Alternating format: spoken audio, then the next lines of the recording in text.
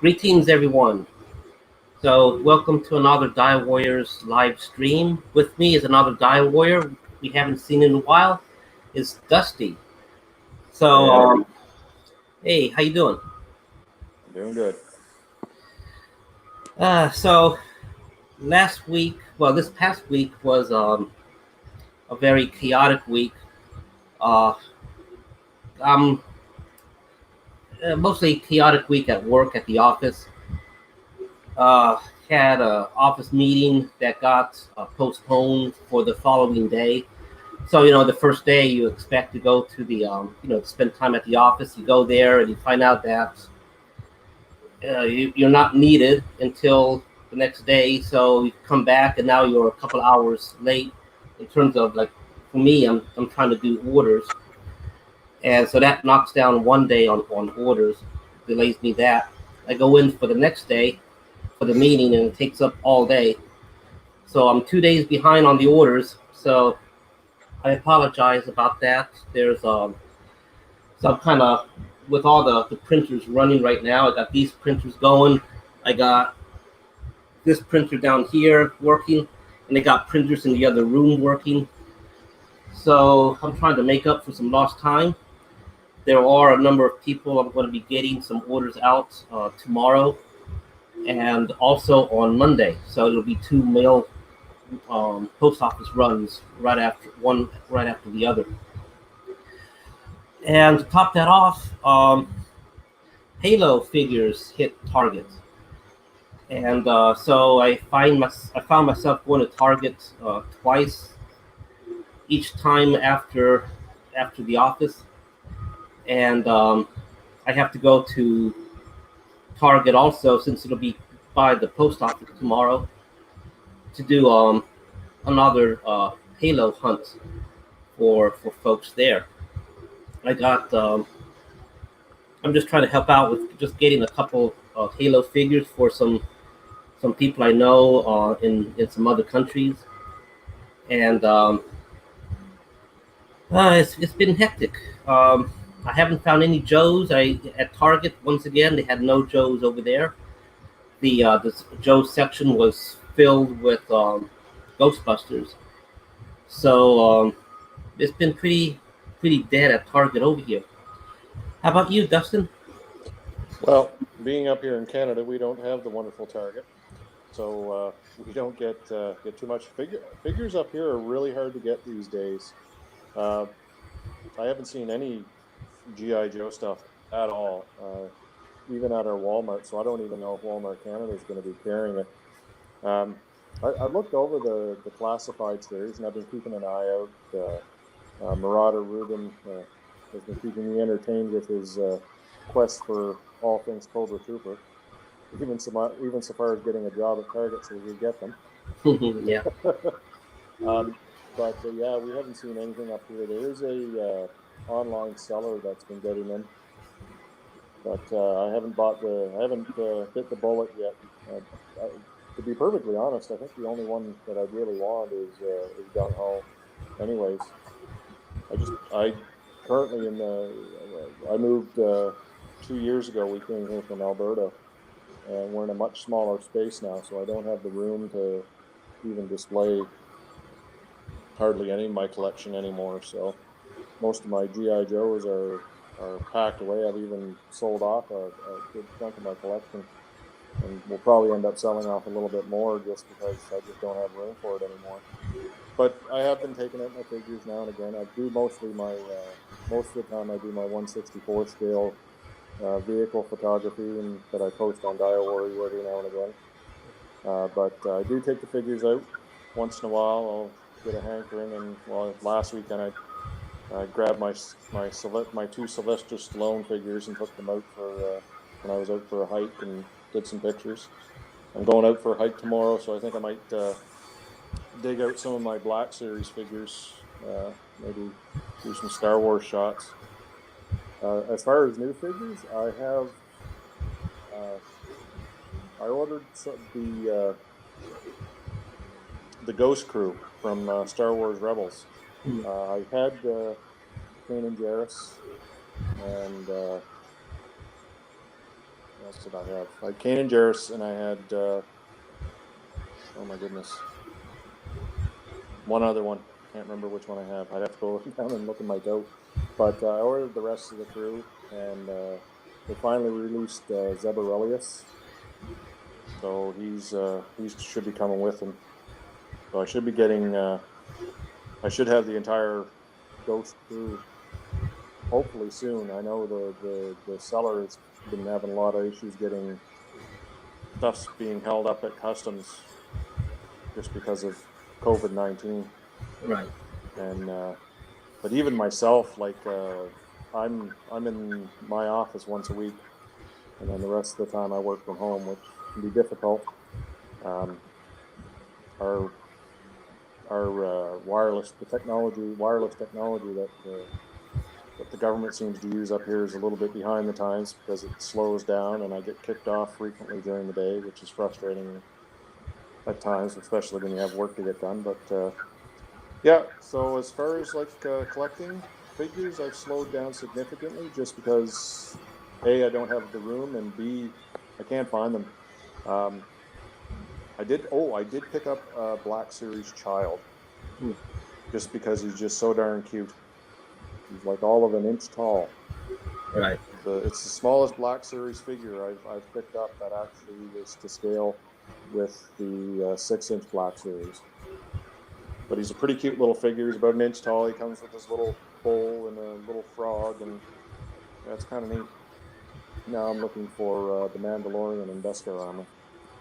So, little baby Yoda. Oh, there he is. Yeah, that's the one. Yeah, for folks who haven't seen, next to a Marauders figure, it's quite amazing that that it is an articulated figure. The arms move, although they don't move out; they just move up, and the hands rotate. Yeah. Head, uh, yeah, it's on ball and socket, so it swivels side to side and up and down. It's got feet. I think the feet are a little bit articulated, but not very much. I might be just bending the plastic or something, but yeah, it's amazing that this little figure is actually articulated. Yeah, they did a good job with it. I'm quite impressed. So I have my microphone right next to the speakers. Um, is there any feedback coming on your end with it? No, I'm not getting any feedback. I'm good. Good. I know this. Hey, one of our uh, followers, Chad, says hello. Hey, Chad. How's it going, Chad? I got your order going out tomorrow, so be ready to receive an email notification on that. Okay. Let's see, and but yeah, so I'm really well. That I can see right here. I am unsure really how well the hands on Baby Yoda really is, because sometimes I move the hands, and next thing you know, the hands want to fall out. Oh, so the arms do swing outwards a little bit. Oh, look at that. So, oh wow. Yeah, I have them. I currently have mine downstairs, hanging out with old Luke until I get the Mandalorian. I thought Canada had had Target basically, or was owned, or had a series of stores owned. Did they close up? Our Targets closed up in 2017. They didn't last very long, but a lot of times you go in there, the shelves were empty and stuff. It wasn't well executed. We do have Toys R Us. Ha ha ha. Toys R Us is not bad. I have there are 3 here in the Ottawa area. Hey, Sean. Hey, Hey, Sean. dude. Where are you guys? Good, good. Yeah, we I have had 3 to. toys. Oh, sorry. Sorry, I had to run across town. We got a little bit of a hankering for some sweets tonight, and we hit a local bakery and got some Rice Krispies treats, a brownie, Rice light cheesecake, and pumpkin cheesecake. I had to bring out my inner, basic bitch. Yeah, my basic bitch. It's all right. So anyway, all right. You're not go alone. ahead there. Dustin, sorry to interrupt there. It's good to see you, man. Yeah, it's good to see you, Sean. Yeah, I had my my pumpkin foam cold brew this afternoon, so I'm good. Awesome.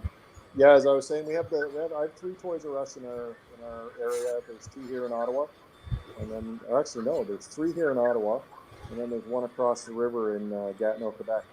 So there's actually 4 in my area, and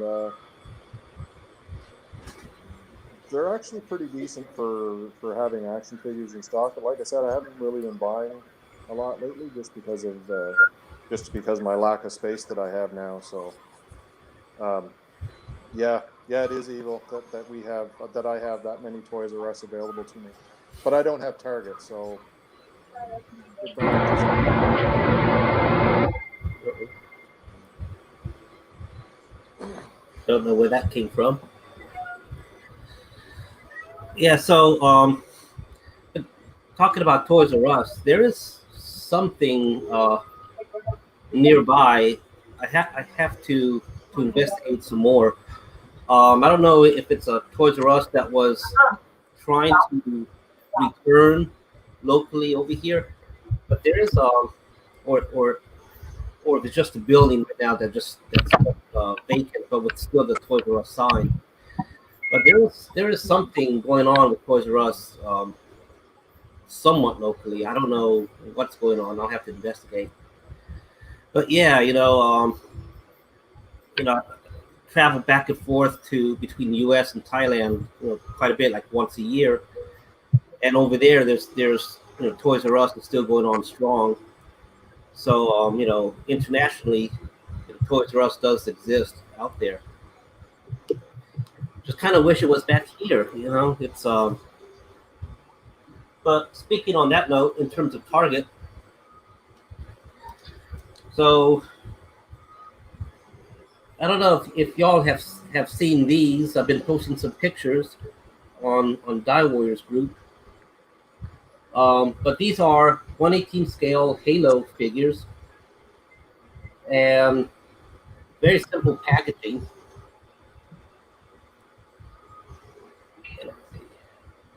And that's this figure, this particular one. That's all it comes with. The figure, the weapon, um, some I don't know. I think that's some sort of game thing. And then on the other side, just a stand. Can't really see that there, but I have a stand from another Halo figure out. So they look to be interlocking. So you can chain the stands together and keep them as one piece. Is that grass, Andre? This one I think is supposed to be grass, Okay. and the one that comes with this one is just like a. Well, this one's also. But usually they're this color on the other side. And I have that particular figure out.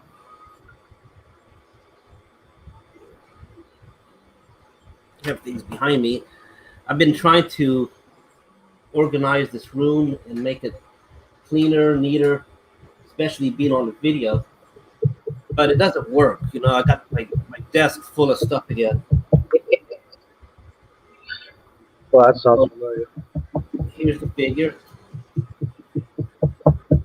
Okay. Yeah, they're nice. What's the articulation like, Andre? The articulation is basically almost like a Joe little bit different, or maybe more like a joy toy, in the sense it has an upper arms, upper leg swivel. The rest is pretty much standard. Um, the feet, and also kind of rocks. So it's not really a rocker ankle, but it does twist in a diagonal kind of way. So you can do some pose where the feet are angled out. The head, it's on all in socket. Pretty ball. The neck part is very, very thick, Okay. but it's kind of like a Boss Fight Studio barbell type neck head. Okay. So you can take some pliers and kind of pull out the upper. It is, it does move around with this, but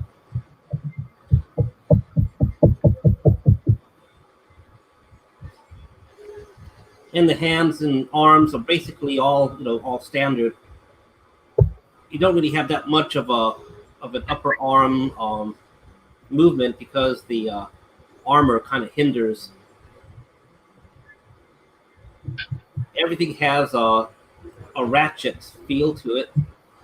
So every time you move the arm, for example, there's like you don't hear a click, but you feel a click. Okay. And the waist is not really, or should I say, the upper torso doesn't really. It is articulated, but it doesn't really have much of movement because of the shape of the body and the armor, I guess. Being kind of oval, it doesn't really lend to turning, but it does have a little bit of, well, it does have some, but very, very limited.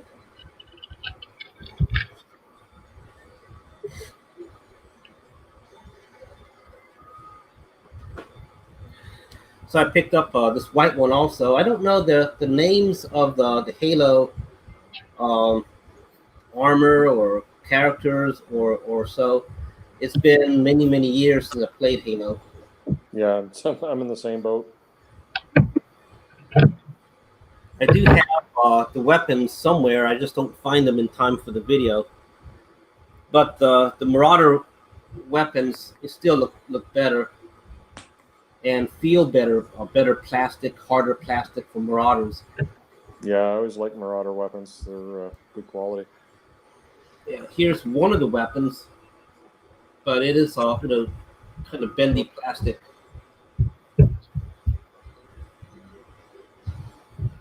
Yeah, I found that bringing some of my figures out of storage that I end up dropping them in some boiling water just to straighten out the weapons because of the soft plastic. They have a tendency to bend and stay Right. bent until you warm them up and straighten them out. So I have to do that quite a bit. Right. Cool them down quick, and they'll remember, to stay in that position. So here's another that on the second day I went back and I got this other one. So they're basically almost, they are a workable size of 118.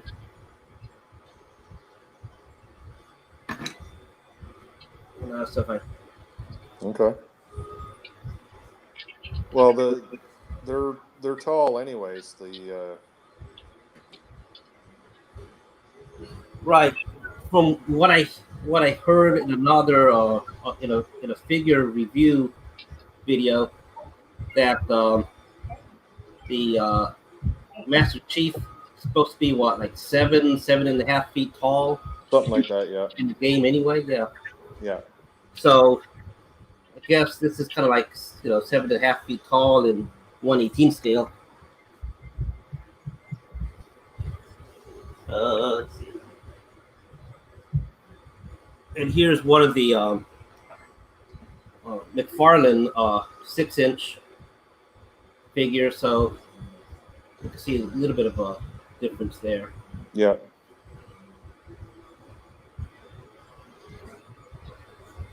Did you see the warthog when you were there, or No, not have any? no, I did not. What they had at the Target that I went to uh, were basically one of each character, except the second day I found another Master Chief, and they had a number of the aliens, and then they had several two character packs. So, but they were just larger boxes. One Halo, one human figure, one alien figure for like 19. Um, but maybe tomorrow I may hit another Target and I'll see what else they have. I think someone had posted a picture of a whole bunch of different Halo figures, and I think there's right now it doesn't come to me, but there is one that looked good. I want to see if I can find. Plus, I kind of think what I'm doing with my VSS. I think these white ones kind of look a little bit more on an astronaut side. Yep. So I may want to squad build these. So I'm going to look for more of these white ones. Hey Sean, what you got there? I am currently working on HESCO barriers. Oh, So this is the see the inside. It's a little bit of foam in there, and then I'll take. I'm just going to do one side here.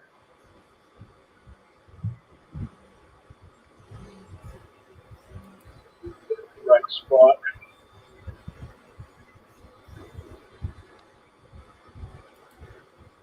Basically, cut that to the side, and then these get folded down over it. And wrap all the way around, and it becomes a nice little HESCO barrier.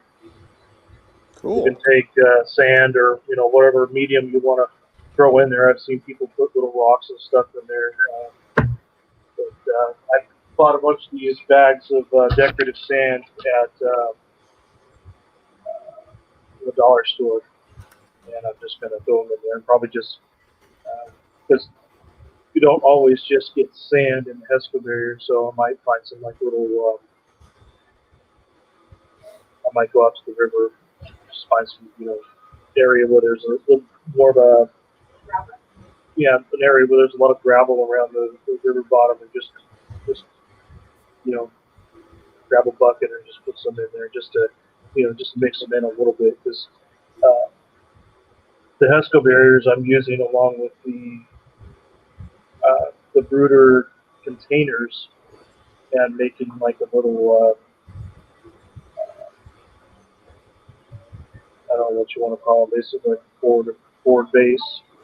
Oh, forward operating base? Yeah, forward operating base. So that's going to go along with my tents that I eventually have to make. Right now, it's just going to be the HESCO barriers, this the brooder cargo containers. Um, the brooder cargo containers has a file on Thingiverse that has windows, an AC unit, and doors. So I'm going to 3D print those and make myself a little base there. Chad, not really. Um, my area in the back right now, I'm in the living room working because my area in the back is a mess. I did, like I said, I've already got started on your tent poles, and I just got to get to working on it. It's cool enough this weekend, so I think I'm going to give it a shot. I'm going to see if I can get your tent poles finished up there, Chad. So I'm just trying to get myself motivated back into building and doing dioramas and stuff. Just haven't had the motivation lately, just because I really don't like. I'm 4 years into battling my son's mother for custody. So it's been very.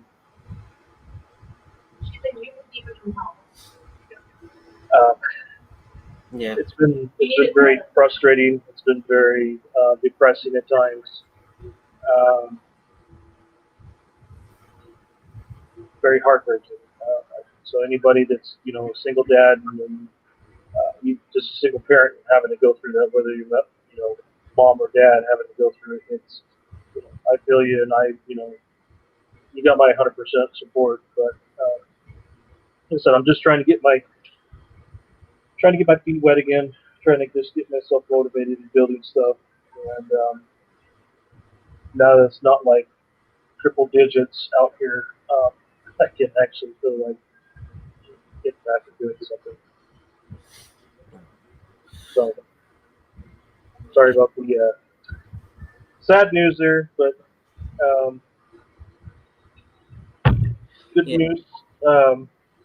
Yeah, real life can really mess things up. Yeah, it does. And a lot of people, it does happen to a lot of people. You see that happening quite often as customizers and builders, and just people that just build dioramas. Um, Life gets in the way. Stuff happens, and you just kind of have to put your stuff on hold and power through it. And especially when you have a lot of good friends that are there that you can talk with on a daily basis. Uh, that really helps out. Um,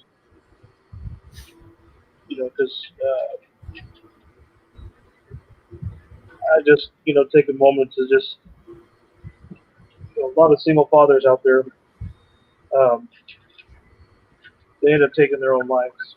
Um, a lot of single fathers take their lives more than some other illnesses and other stuff that's out there. So it's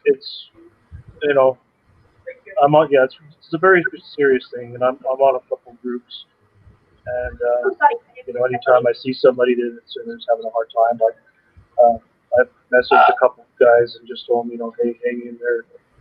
I've been dealing with this for 4 years. If I can do it, so you also have a really mean girlfriend backing you up. That's very true. I do have a very mean girlfriend that backs me up and keeps me motivated and pushes me along. I will so fuck a bitch up.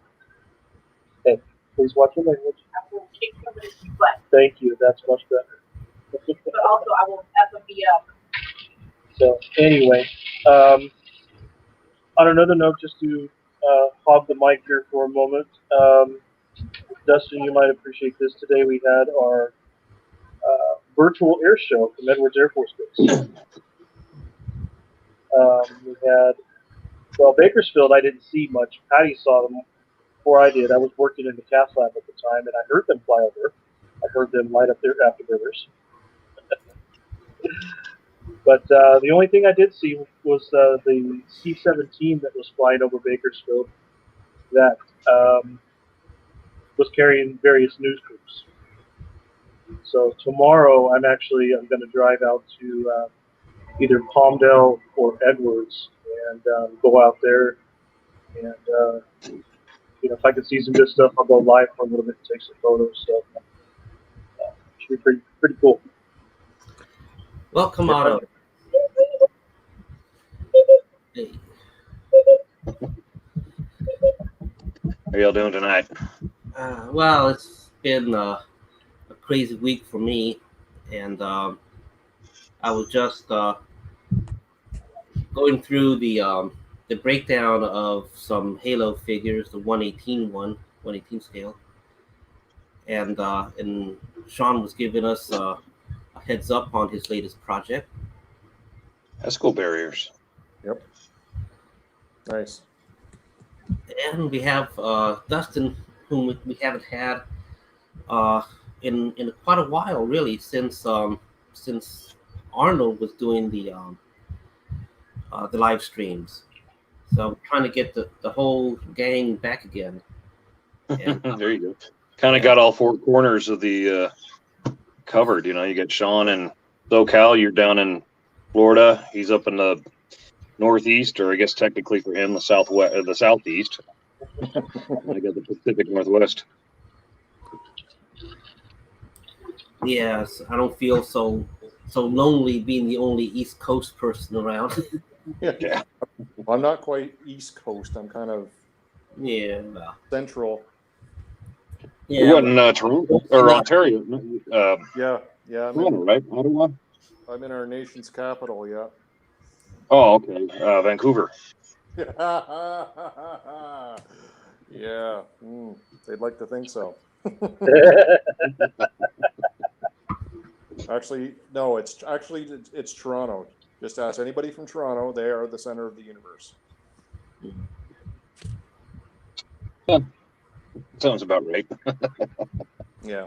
So we're having fun with the old COVID thing up here. Our premier come on today and put us back to stage 2. So stage 2 for us means no inside restaurants, no gymnasiums, no movie theaters. Schools are open though, so there's that. My kids aren't going to school anymore. They're adults now, so. Yeah, I was gonna say. I thought both of your girls had graduated by now. Yeah. Yeah. I still have one living at home. So your situation up there is you going back to a previous stage? Yeah, we are. Yeah, we've gone backwards. We had almost 1,000 cases here today. Oh my gosh. Yeah.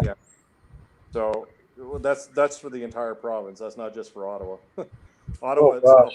itself. I mean, granted, Ontario's a pretty good sized province, but still 1,000 cases in a day. That's nuts.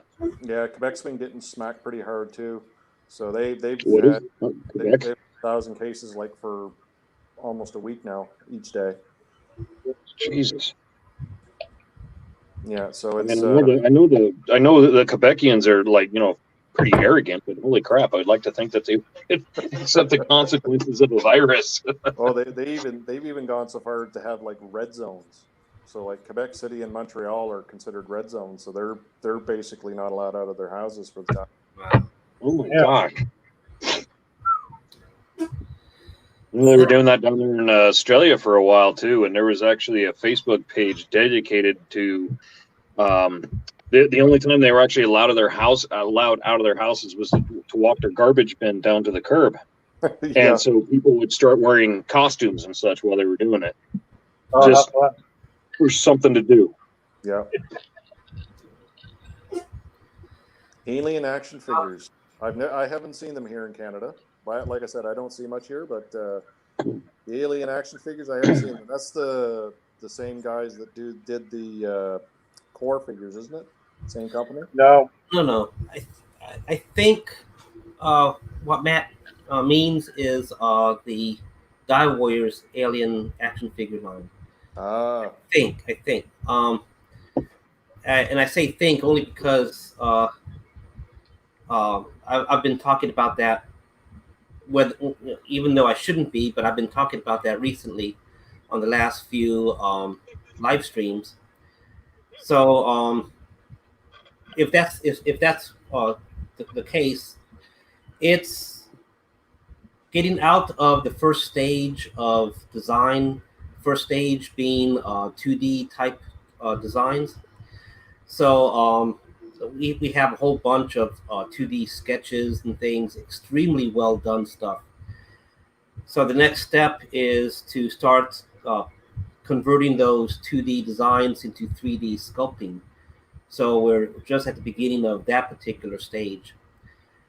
There's a lot about this alien line that I'm doing my best to keep secret, only because there's so many other places out there with more better funds, deeper pockets, and they might just beat us to the punch kind of thing. So but one thing that's not too much of a secret is what I've been posting and what I've been showing at JoeCons and JoeFest, which are the Roswell style aliens, and we do have other aliens in the works. We have things that are not aliens and other stuff, but I don't want to I don't want to tip my hand too much on those until the Kickstarter. So I'm hoping to have the Kickstarter sometime next year, and so probably I'll start showing things when the 3D sculpting starts to finalize and we start to close that particular stage. And that's when you'll see me start to post more pictures and more things about the aliens and the other stuff. Until then, I'm just going to remain teasing everyone with stuff that I'm doing, and it's been a very eye-opening experience also because of the level of detail that goes into the design, and then you're dealing with people who are professionals who've been doing sketching, 3D sculpting, and other parts of figure designs for decades, not just for a couple of years, but I mean it's their career, and it's really amazing to see how these professionals work. You know, it's really something, and they work quickly too. So you could go from a very rough sketch with a very vague idea into a very detailed sketch, very how to say, hitting your idea right on the mark in just within a few hours or a few days. It's extremely impressive with what they can do. So that's where we are right now. Still at just ending stage one and just getting into the next phase for 3D sculpting. We also have to remember how long you've been considering this line.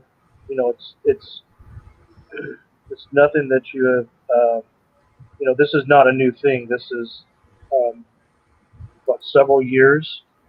Yeah. Several years from where, right? Yes. That you actually thought of the idea, um, and just started. It's gone from different manifestations of figures from one style to another to wanting to do something else. So this is not a new project that you just thought about this last year. This is at least a several year project that's finally coming to fruition. Right. We've been thinking about this project for at least 4 years, uh, possibly more. But I think I think earlier than 4 years, it was just in terms of what if. Like, wouldn't it be nice to have this type of figure, that type of figure? We could do this type of Dio story. We could do that type of Dio story. And but I would say we started to do our first uh, looking for freelance type artists who could do some 3D sculpting using ZBrush, and we found people like that. There's a lot of people who like to sculpt for desktop miniature type games, and so there are some very talented people who can take an idea. Let's say, do be a Roswell alien, the gray with the big eyes. Oh, and they'll do one real fast, and in a week's time, they'll have this statics. It's a statue. It's not articulated or anything, and but it's well done in terms of details and things. It's not 3D printable, but it's usable. And then so we went through some people like that, and we found this one particular very talented artist in Mexico, and he was able to come up with some very nice figurines. And but then we needed to take it to another level, something on articulation. And not everyone can do articulation, and it's a lot more things involved apparently, especially when you want to consider having to do things for injection molding, where you have to deal things with the limitations of a mold, you know. And I'm talking like drafts on a part, so parts can be removed from the mold, things like that. Um, so at that point, we were like hunting around for design studios, and I'm still not at liberty to say which one, but one of them picked us up just last year, really, and then things just took off, and I mean, really, really fast. So that's one reason why last minute last year went to Thailand, and then just within a few weeks, we just decided to make a quick pit stop to Hong Kong and meet with the folks at the design studio. And so like every day we were in Hong Kong. We were just there for like 3 days, but so like every day of those 3 days we met, and we were just talking for hours in a coffee shop, just talking same thing. And so from there, things when we came back to the US, things just took off in terms of the 2D sketches really, really fast. And then of course, the pandemic caught up and hit, and then so it looks like we lost Otto for a bit. But so yeah, so we've been into this for a number of years, and finally, thank God, someone approached us to say, hey, let's take it to the next level. So great. Yeah, I am sorry about the teasing, but there are things that I want to say, but I can't say, but I'm dying to say. It's like when the secrets, you want to talk. Yeah, you have to be careful with you don't want to leak something out and then lose something that that somebody else might be. Right. And there's a lot of, and it's like Otto and I and Myron, we were talking about this the other day, that there is so many people in our that are excuse me, in our I just think there's so many of us that are like-minded.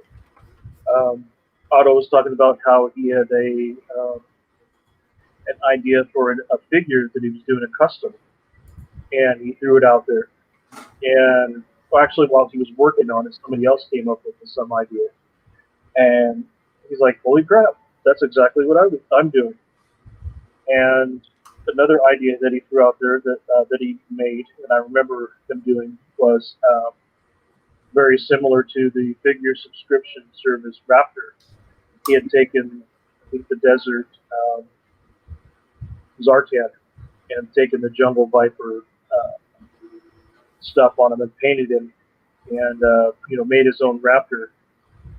And then later on, he sees the figure subscription service Raptor come out and goes, "Holy crap! Did they, take my idea, or did they run with it, or what did I inspire them?" So it's there's so many things out there that people want to do, and it sucks because I've ran into that issue with other people that that are also creators, and by no means do I want them to feel like somebody else has taken their ideas, because it's really simple. It's very easy to overlap something else that we're doing. Otto was just talking about your Raptor custom that you did. The figure subscription service Raptor. Remember how we were talking about it? Yeah. You taking the desert Zartan's head, or how, please explain. I'm not going to give it the justice that you did. Yeah. Let's see. Took the desert Zartan, the one from the sometimes it had a Pursuit of Cobra markings on it, and another times it had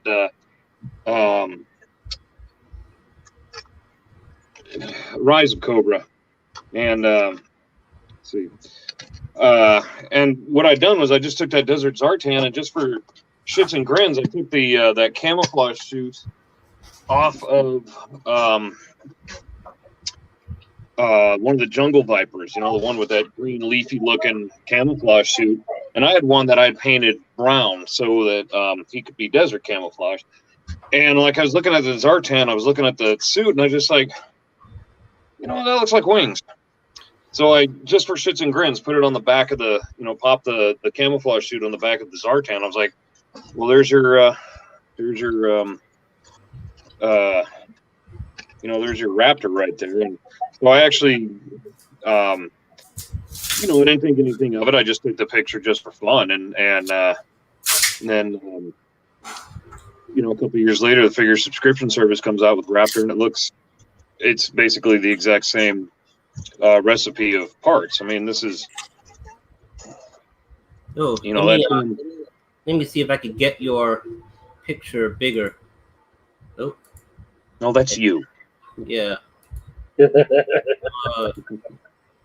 How do I get this bigger? Solo layout? Let's try this. Okay. There you go. Yeah, so see, I mean, it's just basically, it's that Desert Zartan. And then the wingsuit is all disassembled and everything right now. But and then I actually got the headdress from the original Raptor version 1. And I thought, well, screw it. You know, I mean, that's essentially what the Raptor looks like from the figure subscription service. And I'm not going to say like they stole the idea from me or anything like that, because people have, you know, people have the same ideas at the same time. But I was just like, well, you know what, screw it. I'm not going to pay $200 for that. So I'll just so I just bought a Zartan and the Jungle Viper and painted them up to make them look like Raptors. So, but yeah, I didn't know what all you needed to know about him. That's all. Okay. You know, we were just talking about how, you know, you know, our community is so small that, you know, there's a lot of times that when we come up with ideas that, you know, somebody else has that same exact idea, and, you know, the worry is, you know, that somebody is, you know, copying something, or, you know, it's just, you know, I sometimes worry about that too with my soft goods, you know, with my HESCO barriers, or my little handmade stretchers that are made out of cloth, or, you know, canvas, and the what do you call those little satcom antennas, stuff like that. You know, I often worry that, you know, those could be copied, because I've seen somebody else make sleeping bags, and I'm like thinking, hey, that was my idea. I've had those for a long time, but, you know, I can't say, hey, you know, you guys, you can't do that because I'm the only one that can make sleeping bags. Right. Right. You know, I can say mine are better, but, but you know. Then it's like, today was the what's his name there, the building the flag guy. You know, he was showing that he one of the things that he printed out. I can't remember what it's called, but what it is, it's like a section that actually sits in the flight deck of the carrier, and like the landing signal officers stand inside there, and there's like a little bubble over the top where they can see out the windows.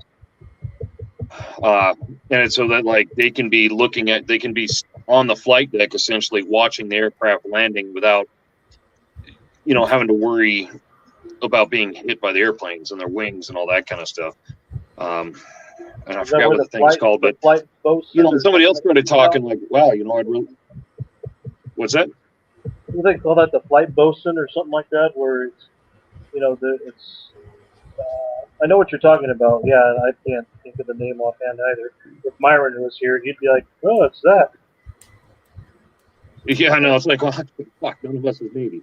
But you know, and somebody else, and he says, yeah, you know, because I would love to be able to build a full size flag that's appropriately sized, and you know, like a bunch of other guys said, yeah, I remember that, and you know, I'd love to do that too, and you know, oh, remember that guy that built that big flag down in his basement? And I think that thing was only like, what, 25 feet long or something like that. And I said, you know, if you want to really build a scale flag find an old flatbed trailer that's about 48 feet long, and it's 8 feet or 8.5 feet wide, and that's going to be your flight deck. It's actually a little too short to be a Nimitz class scale, or Nimitz class carrier at 1/18 scale. And there was like somebody else said, "My God, you know what? I was actually thinking of doing that, trying to find an old trailer like that." And it's like, okay, well here you go. You know, you've got all these people that kind of had the same ideas and everything like that. It's like I don't know if it's that particular person you were describing, uh, but I found out, I guess it was last year or so, that I got banned by, or blocked somehow by this guy that's working on some similar projects that I am working on at the same time. I don't believe it's a case of anyone copying anyone. It's just coincidence. I'm doing stuff for the VSS, and the VSS has weapon systems. I am doing a link system and other little missile systems based on that type of technology. I'm doing harpoon system, and and I have my own style and my own way of doing it. And it just so happens that this guy was also doing the same type of thing. And then next thing I know, he's posting all around like I'm copying his idea or something like that. Yeah.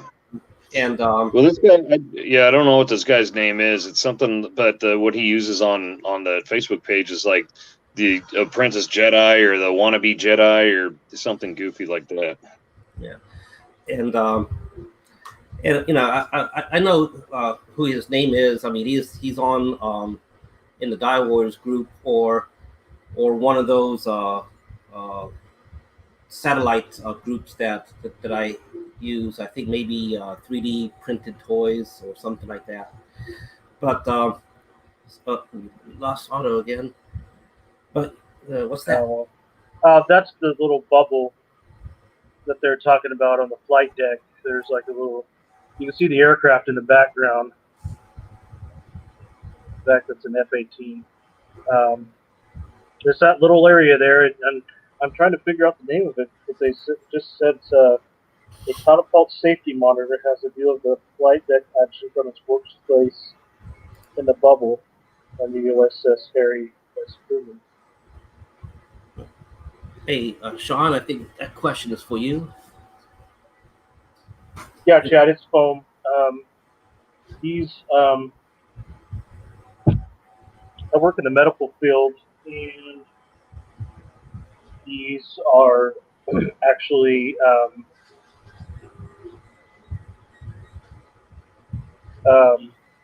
needle nests, I guess what you call them. So as you're doing cases, um, if you don't, you're not supposed to resheath metal needles at all to put the protective caps back on them because a lot of times, when you do this, you end up doing this on your finger. So you do see a lot of people where they'll actually scoop the needle into the thing and then push it down and lock it into place.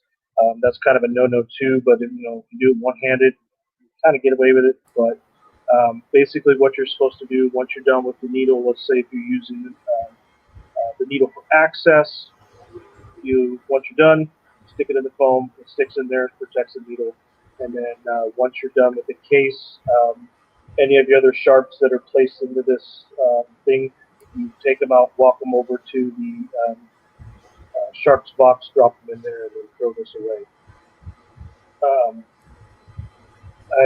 There's another basin that we have that has foam around it that has basically an absorbent pad in it and a clear plastic shield over the top of it. So that way, if you were to take a syringe, aspirate it, and from the catheter to make sure that there's good blood flow going through the tubing, you could take this syringe full of waste blood, stick it in there, squirt it out, and it won't splash all over the place. we ended up there's a little area about that big around with foam around it. We end up sticking our needles in that. So I've been taking these home and making my ESCO barriers with these.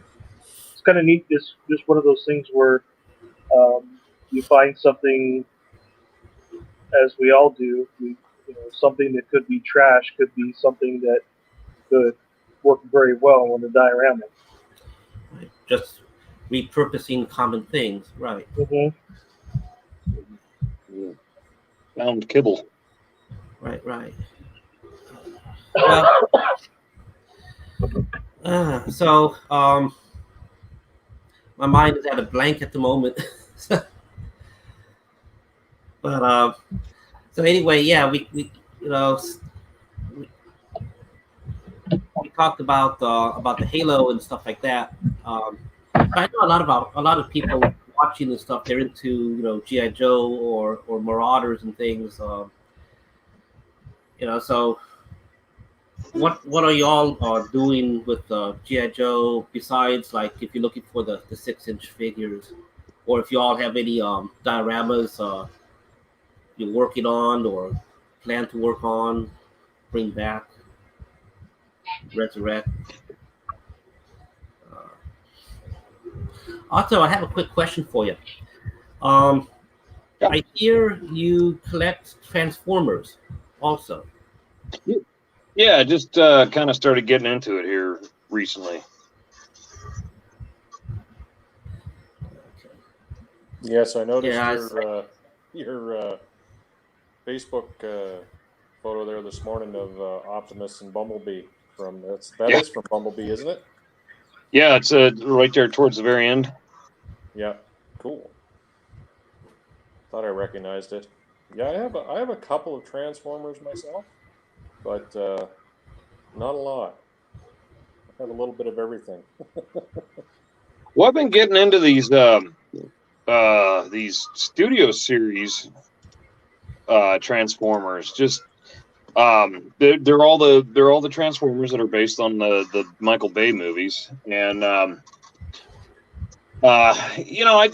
was never all that really truly crazy about the Michael Bay Transformers, but then the one thing I realized is, like, they're very highly detailed and they look very realistic, and like the G1s and the Masterpiece, they look like real cars and everything, but these look they're even more detailed and everything like that, and I actually watched a review of a guy doing Mixmaster, and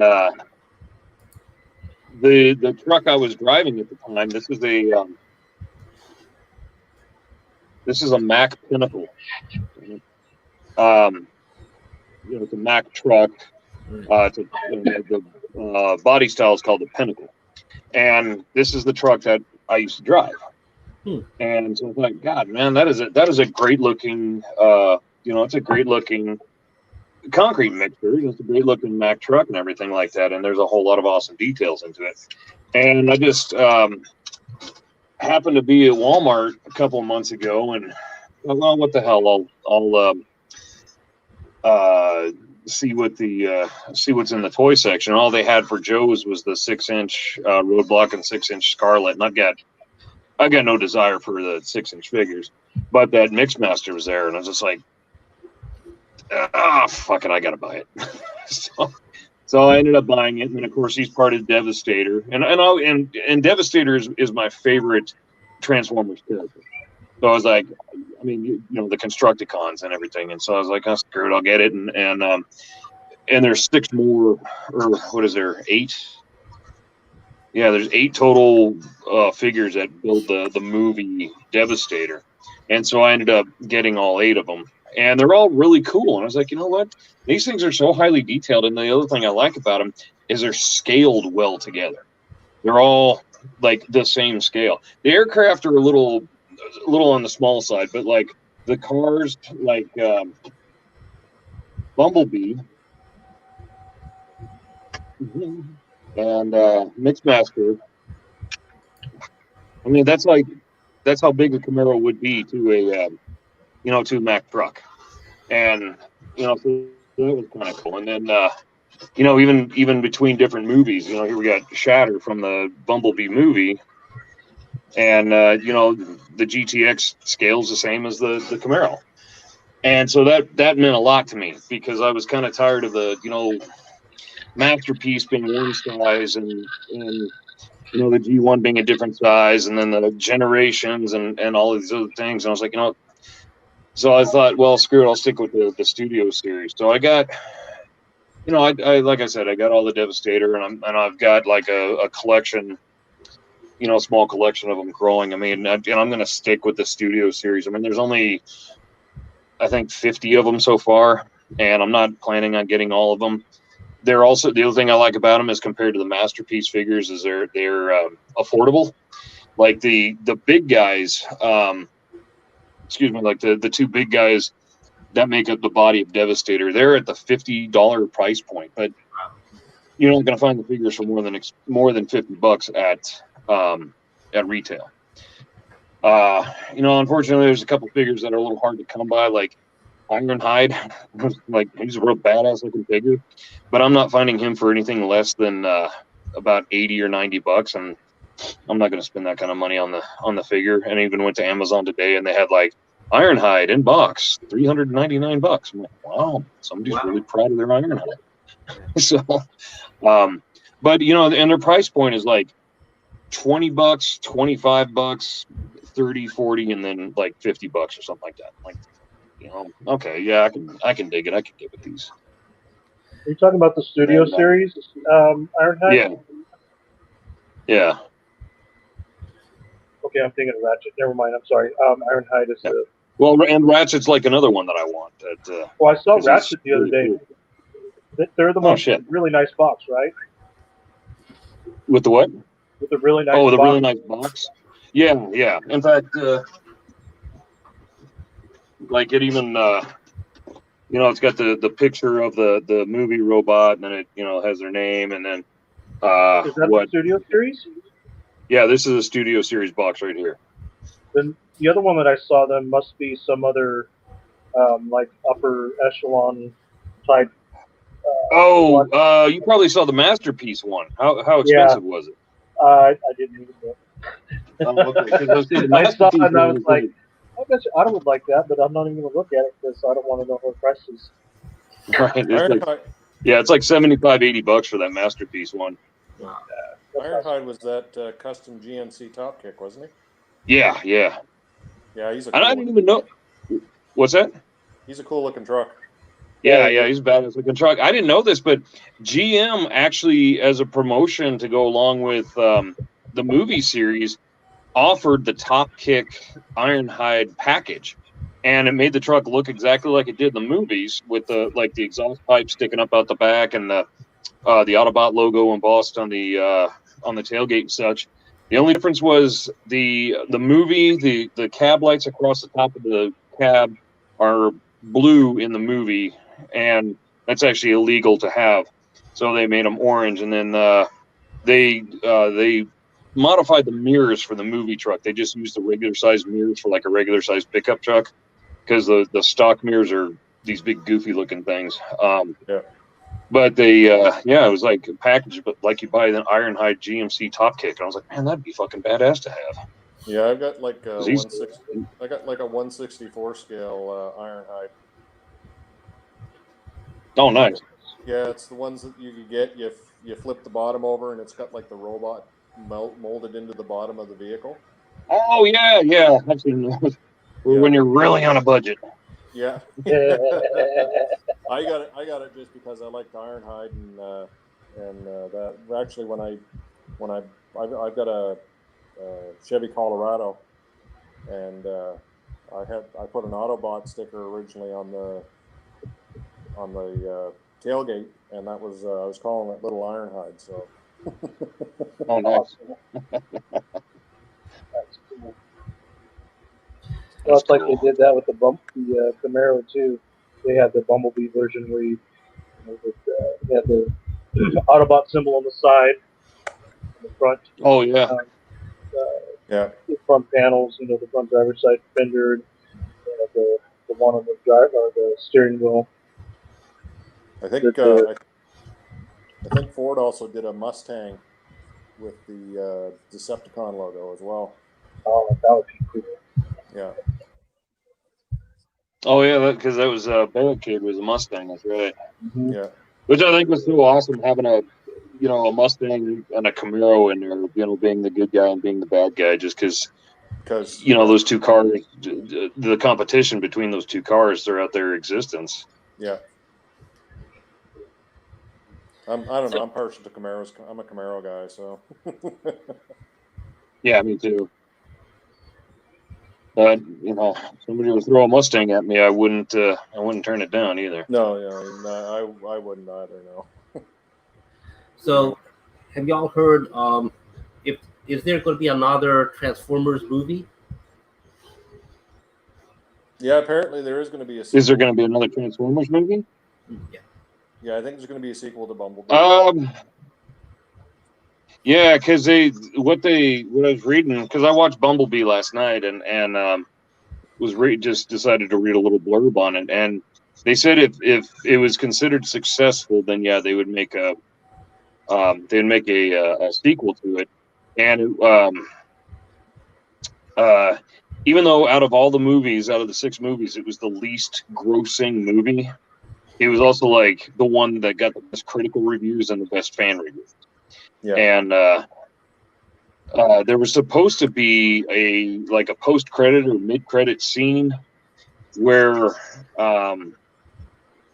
somebody was going to say to somebody else, like that the guy that played the young Agent Simmons was supposed to be standing there and say to somebody else, was like, okay, well, these guys are obviously our friends, but we better not tell them about forgot what they call it, whatever they called Megatron, that MD1 or whatever it was they called him. Yeah. They're like, okay, we don't tell them about MD1, and to kind of get a clue. What's that? NBE1. That's yeah. It's non-biological entity. Non-biological. That's right. Yeah, and so but they decided to omit that because they're like, okay, well, we kind of want it to be an unofficial prequel. We want Bumble to be like an unofficial prequel to the rest of the movies, because like if you watch Bumblebee, I mean, there's inconsistencies with the rest of the series, so they're like, okay, well, we can reboot this, and but they said they were going to try and they were going to make it more of the or more about the robots than about the human story. Involved there, and it's like somebody said, well, yeah, you watch a Transformers movie, and it's like Optimus Prime is on screen for like 15 minutes or something like that, and but Sam Witwicky and Michaela have 2 hours of time. Yeah. And then they weren't going to get so into deep in the stories, like I mean, okay, you watch each of the first 5 movies, and each one's progressively longer and goes deeper into like mythologies that, like, unless you really knew the Transformers, you wouldn't know what the fuck was going on. So you're just basically like watching Rock'em Sock'em robots. Yeah. Yeah. Reason I ask is because I think earlier this week I was watching a YouTube channel for Midnight's Edge, and they were commenting on rumors that there might be some sort of G.I. Joe Mask Transformers crossover kind of thing. Yeah, I've heard that too. Yeah. Yeah. Apparently, I would love to see that. Snake Eyes is officially going to be a reboot of the G.I. Joe franchise. So basically, the other 2 movies never happened. And there is talk that they are going to... Hasbro has been itching to tie in some of their other properties, their other toy properties, for a long time. I think, because their kids aren't buying toys. So they're going to try and see if they can reignite some of the toy lines that they had back in the 80s, like Mask and such. And even Micronauts, I heard, was a possibility. So I never really got into Mask. How viable, believable would it be to link G.I. Joe and into Transformers using Mask as the go-between. You know, honestly, I mean, well, we had Matt Tracker back in the day. I still have Matt Tracker. He's one of my favorite figures I got that I actually own. So they kind of tied it in anyway already with Mask because they made a Matt Tracker figure, and so it's an easy step. And I mean, it's a lot of that kind of futuristic tech and the like. And I mean, geez, they've been pulling it off in 8 Fast and Furious movies. So what's the difference is if they, you know, throw some gadgets into some modern vehicles and that. And I mean, of course, you're going to modernize it. I mean, you're not going to have a you know a third generation IROC Camaro flying around or a tacky looking triangular motorcycle. You know, they're gonna fancy that stuff up. But I mean, it's with the CG that's available now. I mean, it's so easy to pull off a Mask. There he is. It's so easy to pull off a Mask movie now, and then tying it into G.I. Joe. Well, they've already done it. Hasbro's already done it with Matt Tracker that Sean's showing there. So Yeah. It's an easy tie-in, and they've been doing G.I. Joe Transformers crossovers for freaking ages. Even though the last crossover they did was lame as all get out. That was that friggin' Aubrey Stitterson clown was writing that one, and it was just garbage. I know the Transformers fans will probably remember from the original cartoons, Cobra Commander, you know, the old Snake kind of character where he does make an appearance in the Transformers universe. I know that's been also been shown that there is some sort of canon type link to show, you know, that there is a crossover in those universes. Yeah, and don't forget about Flint and Lady J's daughter too. Oh, Marissa Fairborn, yeah. Fairborn, yeah. Tell me about that. I don't know anything about that. Yeah, I don't know. The figure that Sean was showing? No, the daughter. Marissa Fairborn. Oh, Marissa Fairborn. Yeah. Well, see, the Transformers is takes place like 15 or 20 years after G.I. Joe. So, like, Transformers actually takes place like a little bit into the future. I see. And she was part of a human alliance that worked with the Autobots, from what I remember. Yeah. And she was also like one of the if you think of them like a special forces team. I mean, I'm watching Transformers Part 2 right now, and Joshua Duhamel, his Nest team, it was sort of like that, and she was only in like 1 or 2 episodes or something like that, if I remember correctly, though. Yeah, she was. But she worked with the Autobots. Yeah, but Hasbro went out and released those figures there with the old Snake, and then they did the Marissa Fairborn with the motorcycle that was also a Transformer. And yeah, you're right, Chad. Oh yeah, he was one of the guys from that weird combiner set, Computron. Yeah, something like that. Yeah. Yeah, you're right. That's fun. Yeah, it was just voice actor for Cobra Commander and Starscream. Yeah. Very easy to tell because they were pretty much the exact same voice. Right. Chris Latta, I believe the name of the voice actor was. Christopher Latta, yeah. Yeah, and he was working. That was kind of a neat episode. The More Than Human, I think it was called, because there was like 4. Who was it? Springer, Ultra Magnus, RC, and Hot Rod all got transformed into humans, and they actually even made action figures of RC and Hot Rod as humans. And and the Cobra Commander was in there, and what he was pulling his old tricks where he was like pretending to work with the Decepticons to get their power so that he could regain his power, you know, like start Cobra up again or something like that. It was it was an interesting episode. I mean, I've only seen it like twice, and that was way back in the 80s. Every time I try to find it on YouTube, there's it says it's parts 1, 2, 3, and 4. Like they took the 1.5 hour episode and divided up into 4, and it's always the second episode, the second section. I was like, no, I need to see this all the way through. Yeah, I find it hard to watch anything on YouTube. Yeah, I can rewatch. And like watching the well. Yeah, I mean, I watch one of the best things that I watch is a lot of these reviews for these Transformers, because it gives me an idea. Like if there's some that I'm on the fence about whether or not I want to buy it, and I'll go watch a couple reviews about it, and I'm like, oh wow, okay, he's actually pretty cool looking. Yeah. And then there's and there's been a couple times where I've watched a review and it's like, okay, it looks cool as a car.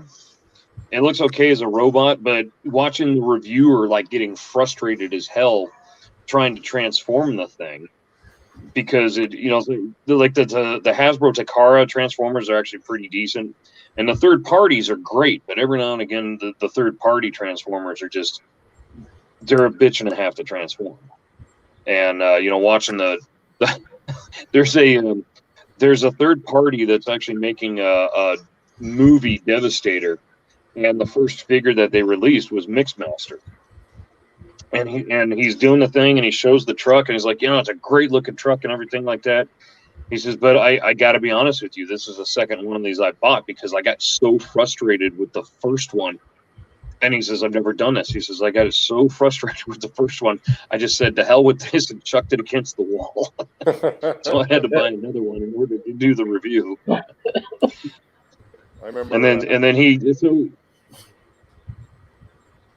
well, I remember back a few years ago, my sister got my nephew Unicron, and that's gonna be the most ridiculous thing I've ever seen. You almost need an engineering degree to actually get it together, and then to actually transform the thing. Yeah. Go get your master's before you try to transform it. It's some of them are ridiculously complicated. Yeah, I mean, I've got the Masterpiece Megatron.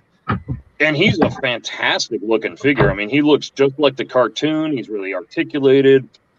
He's got his blaster cannon. There's a button on there, and you press the button, and it's the guy that did the voice for the Japanese Transformers cartoon. He says a bunch of phrases. You can swap out his face, so he's got different expressions. And when you take off his face, you remember in the movie when Unicron turned Megatron into Galvatron, how it was like that wireframe schematic of Megatron, and you see his faceplate, and he's got those two optic sensors. You take off his face to swap out his face, and that's what the inside of his head looks like, is that wireframe scan. And I mean, he's just insanely detailed. And I transformed him, and even reading the instructions right there, it took me 45 minutes to change him. And then I took some pictures of him as the gun, and put the the barrel and the stock and the sight on it and everything, and took some pictures, and then went to change him back, and it was another 45 minutes. I was like, oh, screw this. I said, this guy, I will never transform this guy. Yeah. He's gonna stay as a robot. Yeah. But speaking about transforming robots, I've been rewatching the Robotech series, and I'm just curious. I know Sean's a Robotech fan, but how about y'all two? Otto, Gus, into Robotech? Yeah. I actually. Oh crap! What was the name of the movie that they put out a few years back? I actually sat down and rewatched it. It was on Amazon Prime. Yeah. But, I liked Robotech. Was that a newer Robotech one? A newer It version? was. Yeah, and it takes place 25 years after the original cartoon ended. I'm assuming you're talking the Macross saga with Rick Hunter and all of that. Oh, Is that what the movie was? I've watched some of the original Japanese Macross movies, which are enjoyable. Macross Zero is probably one of my favorites. because it starts Yeah. off on a. I love Macross. I started trying to watch Southern Cross, and was just like, oh my god, this Dana Sterling is the most annoying character. She's almost as bad as Min-May. You know what's freaky is that in college, okay, I was going to LSU, and one semester I went to a coffee shop that I normally go to, and there was a new employee working there as a barista cashier type person, and her name was Dana, and she had same type of hairstyle, hair color, everything like Dana Sterling, and it was really weird.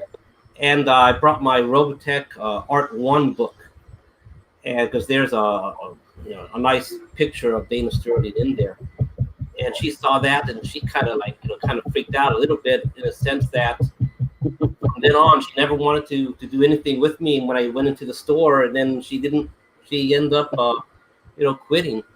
But Wait, go on, great.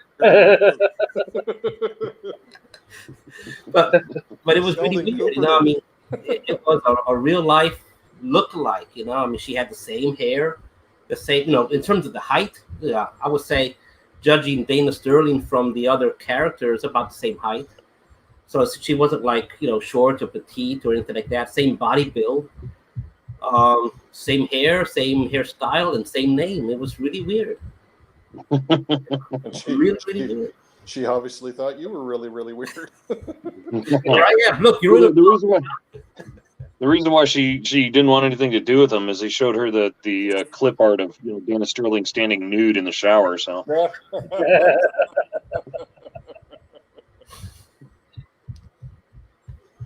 that tripped me out, because the Southern Cross I was watching was the Japanese version, where like it actually shows them in the shower and she's topless and she's nude. And I'm like, wow, okay. And this character's supposed to be what, like 15 or 16 years old? I don't need to. Okay, usually 16. Yeah. But you know what? The Japanese are pervy like that. Yeah. I watched the original Dragon Ball in Japanese, and yeah. So like anytime, like they kind of hint at it in the Americanized cartoon when they brought it over to North America, but man, oh man, they show quite a bit of Booma. You get nothing left to the imagination on the Japanese version of it. Yeah, I remember when I was over in Okinawa. We turn on the Japanese or the Okinawan TV stations in the afternoon, and you'd see the Dragon Ball cartoon, and you kind of had a decent idea of what was going on. So the language wasn't really that big of a deal, but they're sitting there in a cafe or something like that, and for some reason the kid and the old bald man are underneath the table, and they're looking at this girl who's sitting there. Her legs are spread wide open, and you can see her drawers and everything. I was like, holy crap. Get away with a lot here in Japan. Yeah. Yeah. Yeah, I always got a kick at the fact that Bulma was always in the shower. Yeah, I've been trying to watch side by side Macross and the Japanese version of Macross, Southern Cross, and the same thing with the Japanese one. Trying to see what's different with them. Same thing with the third Robotech War with the Invid, and I never did get to finish that one with in comparing them both. But yeah, so I'm very much in a Robotech watching mode. So it's like tonight I got the my SDF1 coffee cup, and I've been reading the Jack McKinney books also on my Amazon Kindle little thing, and trying to follow episode by episode, and but of course the books go into much more detail so it takes a longer time to read than watching it on the TV. Um, but yeah, so every so often I rewatch things like that to kind of get ideas on props and stuff, and that now that I'm working on the VSS venomous sea serpent project, I am looking for ideas that I've seen before used on the SDF-1 in Robotech, um, and I find myself looking for props that give a more crowded sense to a room, such as a bridge. Uh, I've been I posted some older pictures of the VSS bridge that I've been working on, and what inspired me to do the bridge where you have all sorts of screens, one in front of the other, and then screens hanging from the ceiling, and then really tight spaces, is the bridge from the SDF-1. And so I'm going back and forth just watching the old stuff, and now it's getting me back into a nostalgic mood also. And but before I go on anymore, I want to quickly address this question from Chad about the computer racks. I think these are the multiple computer racks where you can put like 4 to 5. Here's a station you might like. Ah. Talk Hip Hop on Amazon Music. Computer, stop. Talking about computers, that's my Alexa wake word. So, but anyways, these are the racks that holds like 4 or 5 DioWarrior computers. I have a number of them done in different between 3 to about 5 computers. The last that I did with them was doing a test print to see how long it takes to print, and that was a couple months ago. I need to get back to them. I do want to re-release them. Most likely, I'm going to re-release the one that has 3 racks basically, so you can put 3 computers into one of these cabinets, and I'll do the 5 one later. So I'll probably release it like that. I still want to see about releasing them as a laser cut part. So I might do an experiment doing them in ABS, 2 millimeter thick ABS plastics, and see how that works. Only to cut down the time on producing them. Let's see. I wonder if Otto is going to make it back. Sometimes his connection's a little.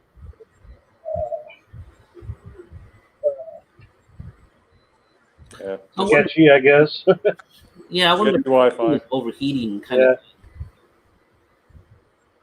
Well, he's up there in the PNW, so he's probably, running off solar or something. Damn hippies up there. I just have to mess with him. But Yeah, I've been doing the nostalgia thing myself, Andre. I've been rewatching some of my old '80s shows that I've gotten through. First season of the A-Team, first season of Knight Rider, and Fall Guy, and then I've recently started Airwolf as well. So, Amazon Prime? no, actually, I just grabbed, managed to find them and grab them. So the unfortunate thing about Fall Guy is they only released 2 seasons on DVD, so they didn't do the whole series. So I'll never be able to get the whole series to watch it again. oh man, that was such a great show. It was. It was. It was. It was just a bare bones action show. But I always got a kick out of the fact that all the '80s shows had that vehicle. Who was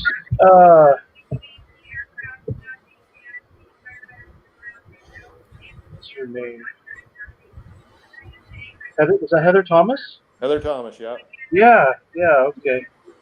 Yeah, it was. I don't remember the guy that played opposite of him, of Lee Majors, but I always just remember watching it. And, he's always doing something with that pickup, that truck. Yeah. I recently got Greenlight, which is one of because my biggest thing lately has been collecting die cast, and Greenlight put out, they've got a lot of good licensing with Hollywood studios and stuff. Yeah. So they recently put out the Fall Guy truck, Oh, cool. and I have my original one that I got back when I was a kid. It's a little worse for wear. It still has the logo on the hood, but the roll bar on the back's busted off. But the new one, the Greenlight one, is pretty impressive. It's a nice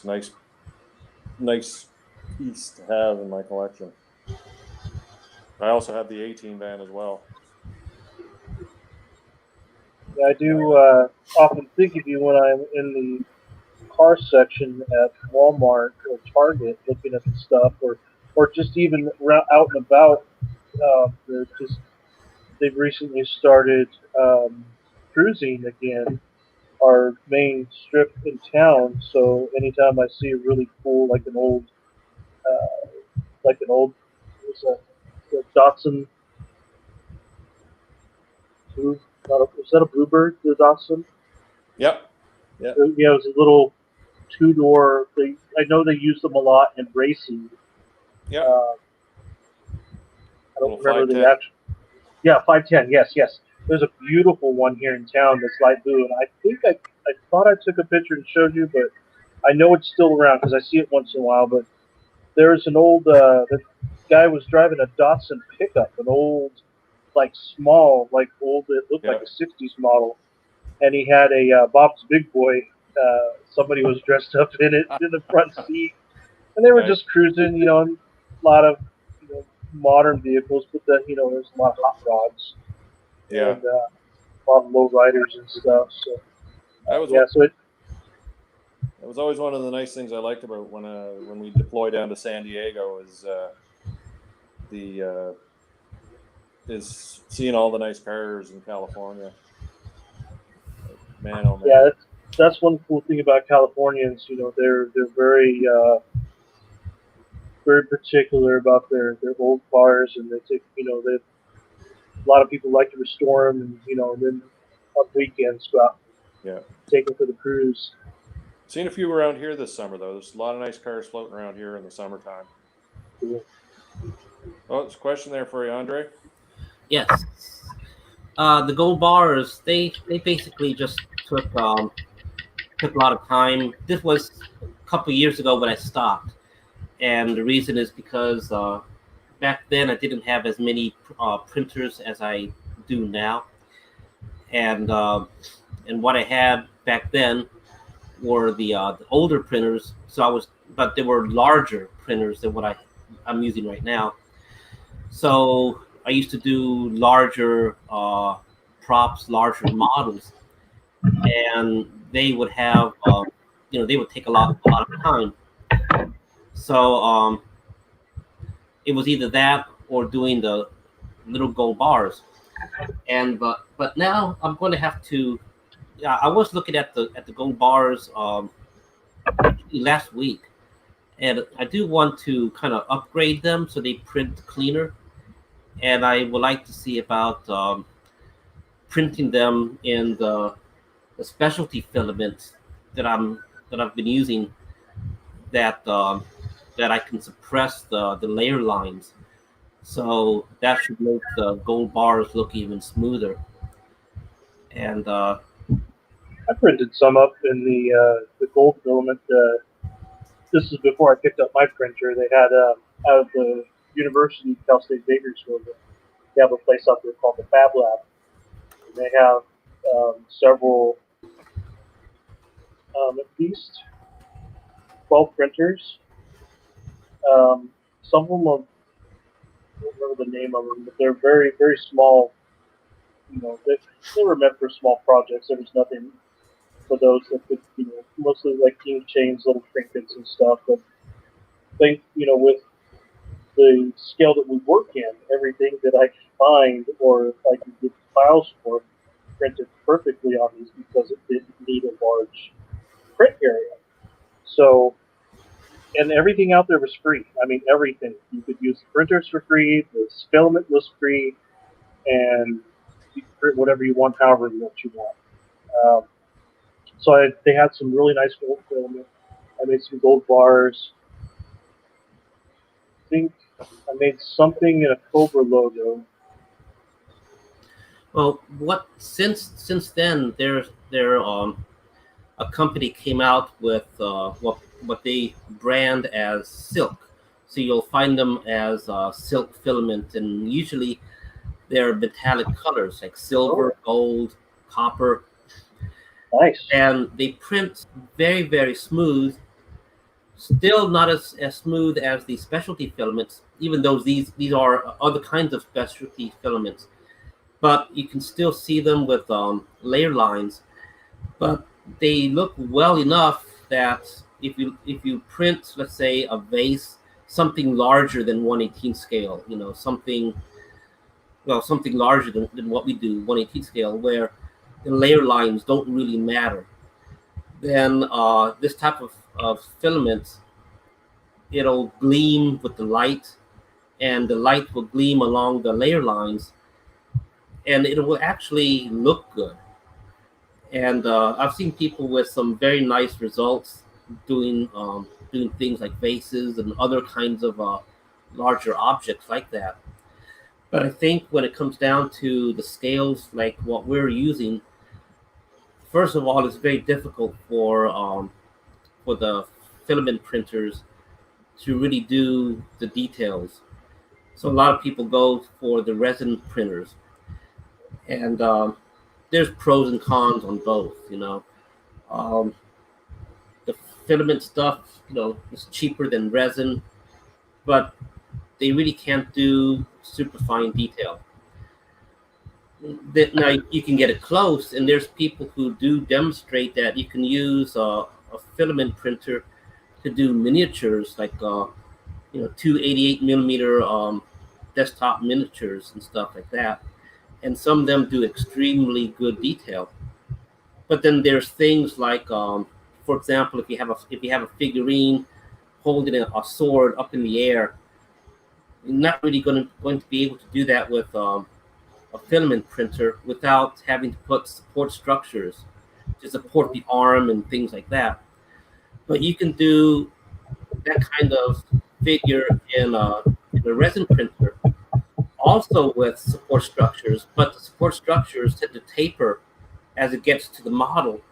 So you can just clip them off with some clippers and sand, and you have a very smooth figurine.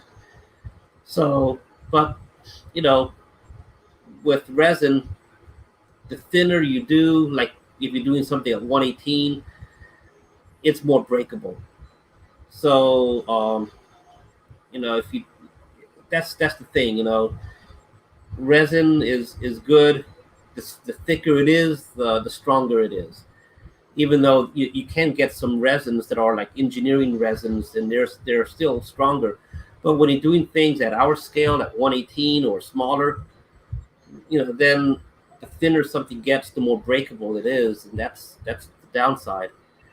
Um, so it is a pros and cons kind of thing. Let's see. I thought about taking some of those gold bars and going to Michael's and just buying some gold leaf and taking a little bit of glue and putting them on there and just wrapping them in gold leaf. But I was going to do it in the little pyramid type stack and just very carefully do it that way instead of doing individual bars. But decided, it's too much work. I've done the individual bars and stuff. They do take time.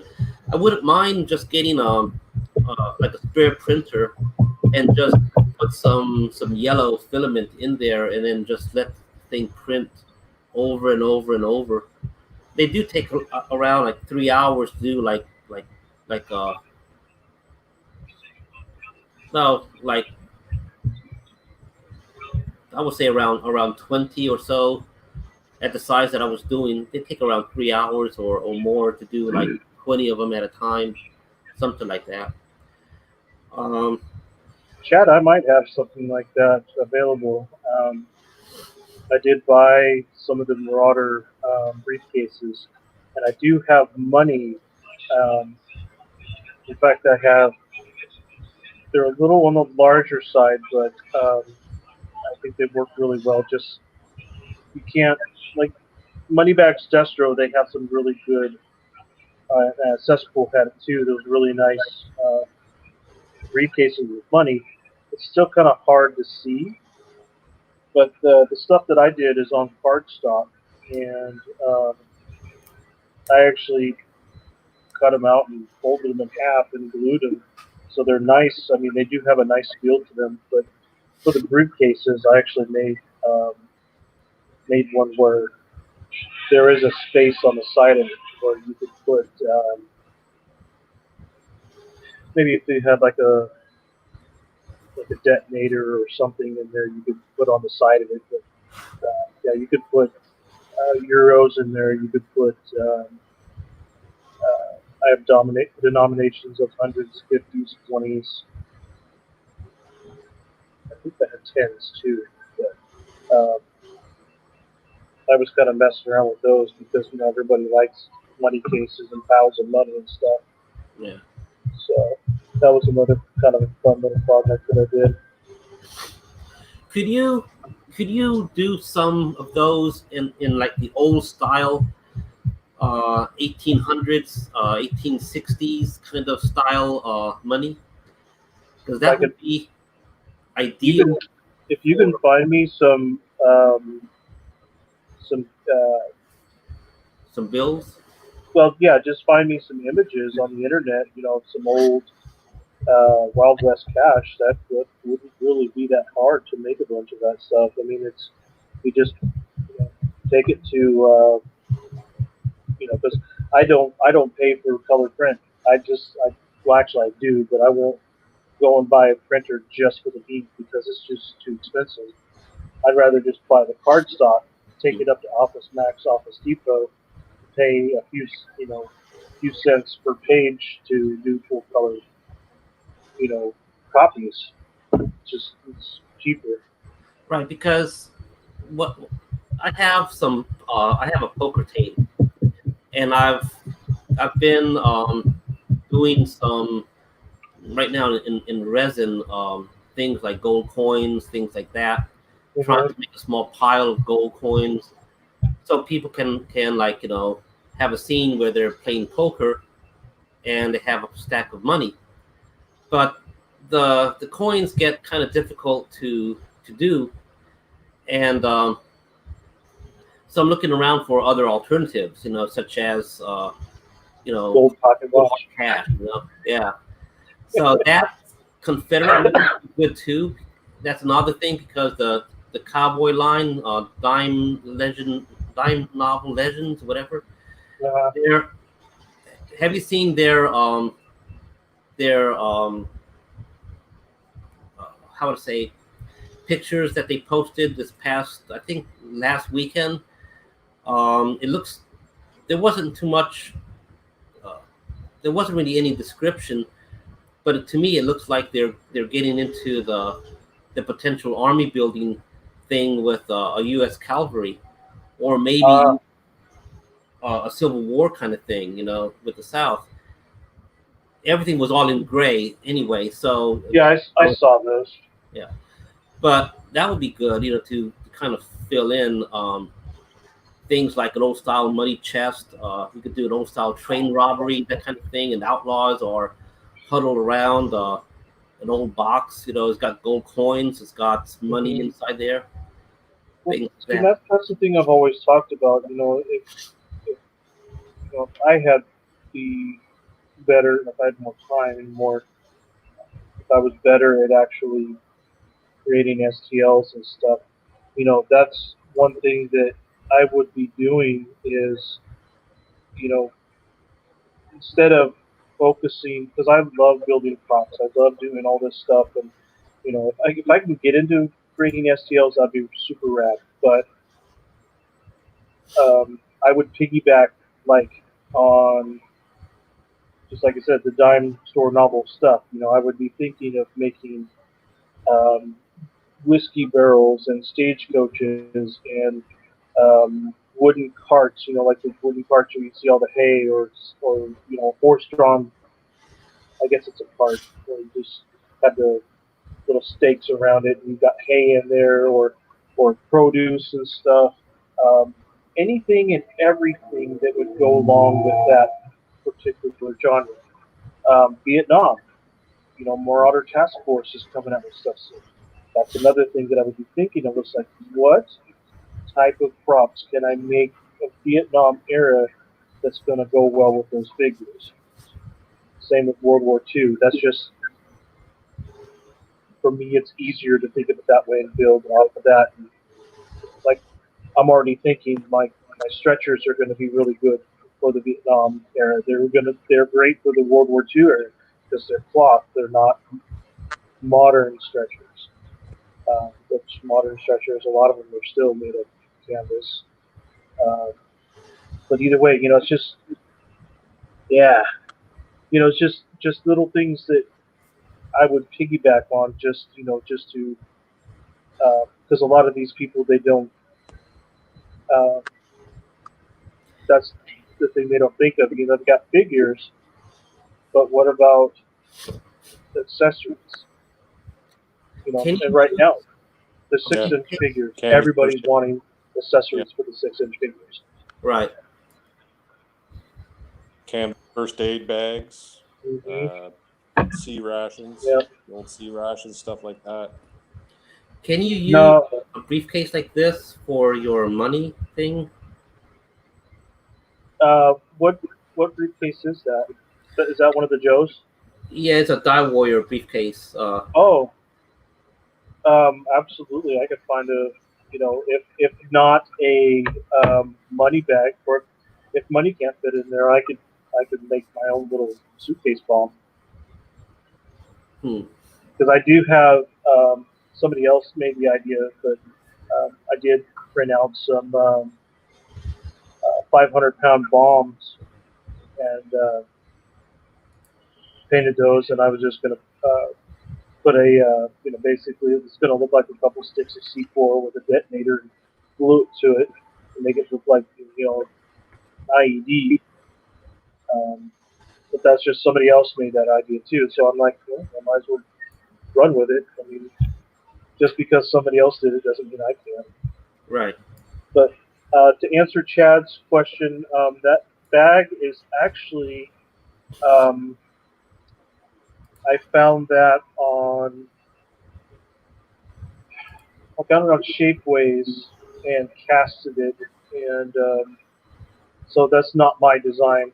I just cast it and used it just because, being an EMT, I really wanted a lot of stuff for um, Lifeline and Doc and the female Doc Rare and whatever other, my PJs or whatever else I wanted my medical crew. Um, so when I saw those bags, I was like, okay, those are perfect for a large EMT bag and a small first in bag. So that's how those were created, and then I got with um,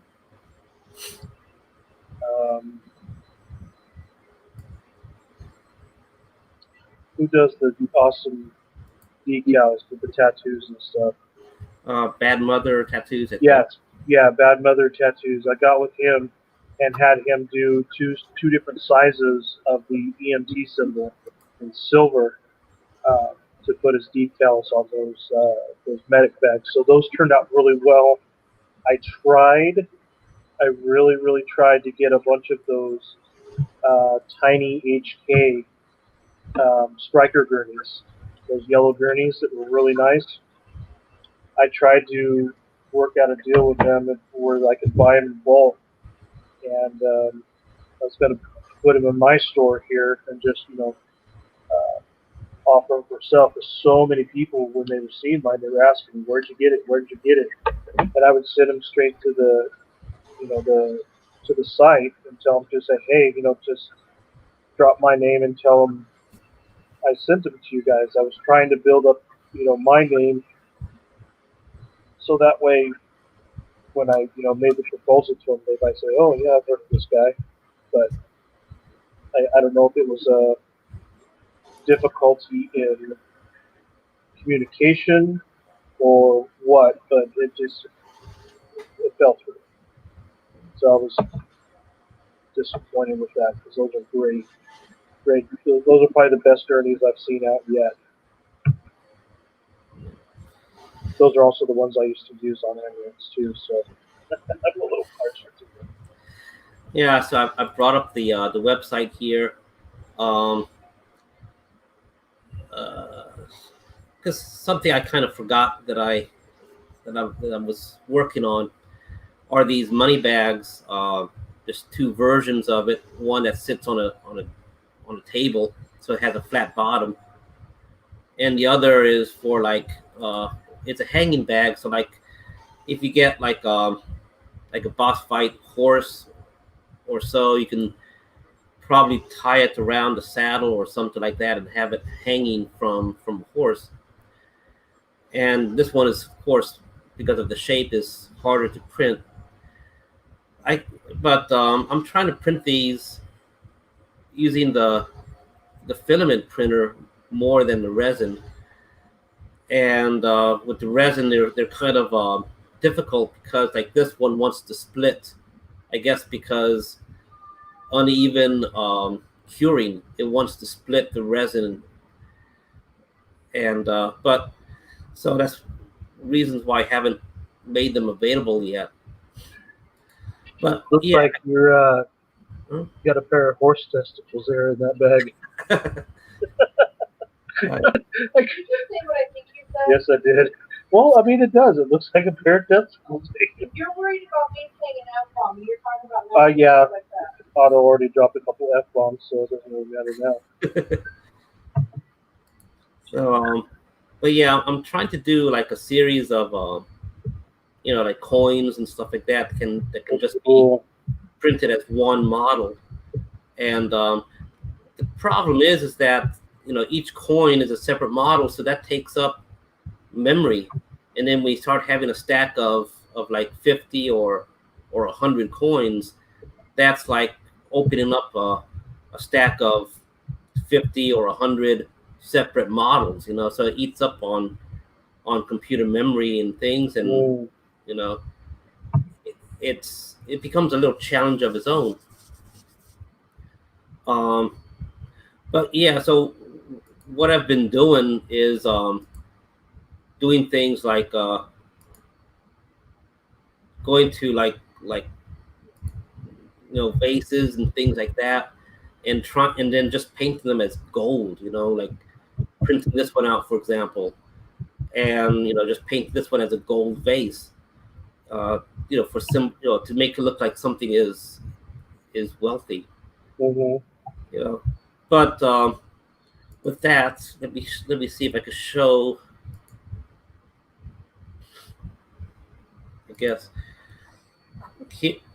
this was the last set of gold bars that I did, and this one took, I don't know how long it took to print, but it's basically one model, and I thought this might be easier to make, so that way people can just get a bunch of these and stack them on pallets, or I can cast those. that would be great because it takes time to print these. Yeah, casting that would be actually much easier. Just cast it, just because that's easy too, because you have a flat surface there. Right. You just basically, I would just take a couple of drops of glue it to my flat surface. Legos, by the way, Legos are very good for. I'm sorry, Lego. Lego is very good. All those have, well, it would still print. I mean, it would still cast. These you may have to seal up some of the holes. But Yeah. they're actually gold bars that are stacked up one on top of the other, so you could actually see through them. Yeah, that wouldn't be hard. I can just take some Play-Doh or something like that, Right. or just polymer clay and just kind of very lightly pack it around the edges. Something that it'd be very easy to remove with a scalpel, and then just build the Lego form around it. Do a slow pour of silicone. Of course, you spray. Um, Here's another tip for you guys.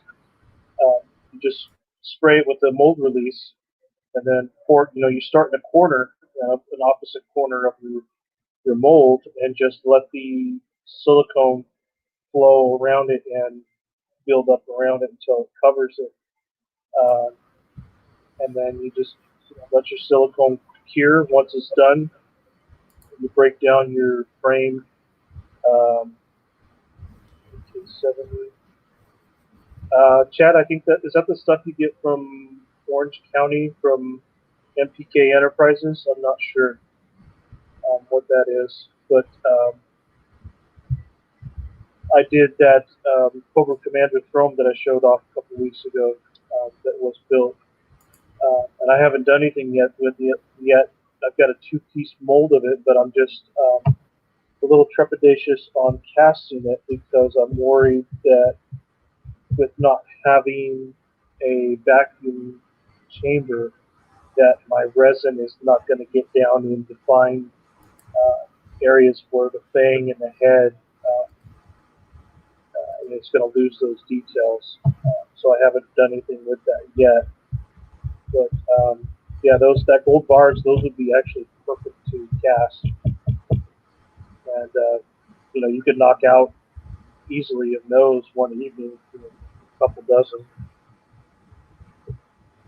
That's resin that I use, the one-to-one resin, and that stuff, like for my smaller stuff, it sets within 5 minutes. I'm going to start another print. So go ahead and But that's another thing that I've done was oh cool, yeah, I get all my stuff from MPK Enterprises. Um, Good folks. That's where Arnold uh, sent me to. The guys up there that they had really good stuff. Uh, Plus the guys are really cool down there. I did my 50 cal and 30 cal ammo boxes in those as well. Because anything that has a flat bottom surface to it, very easy to mold. You just put the flat surface down, pour your mold up around it, boom. and I tried my hand at casting, and I had some success. I had a lot that, for example, I had a keyboard that I was casting. So I 3D printed a small little container for it, everything just right to just kind of suspend the keyboard in the resin, Uh, and it's only till like just a few months ago that resin finally turned hard. It's oh my been gosh. it's been soft for like 5 years. Oh my gosh. Yeah, I think you didn't do enough with one of the chemicals or something because I don't have I thank God I have yet to have that issue with any of my resins not hardening properly. Uh, that's cool, Chad. Right on, man. If you need any help with tips or stuff on doing your molds or casting stuff, just let me know and I'll help you out.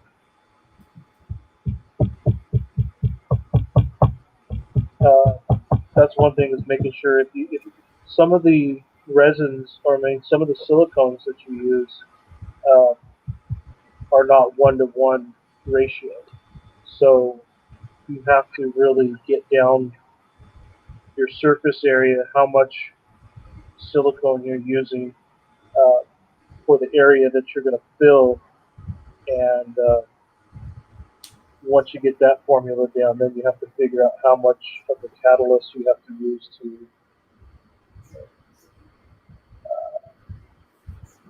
for the silicone to cure properly. Because I've heard stories of people not getting that ratio down right, and just the silicone takes forever to cure. But thankfully, the stuff that I use from MPK Enterprises, great stuff. Never had any problems with it.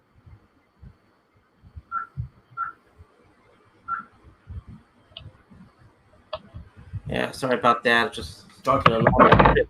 It's all right. Sometimes I have to adjust the height and the speed. Yeah. I've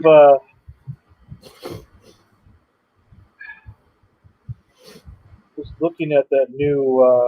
I think that's when they have. There's a new Ecto One coming out somewhere. 1/18 scale. Which one? About that.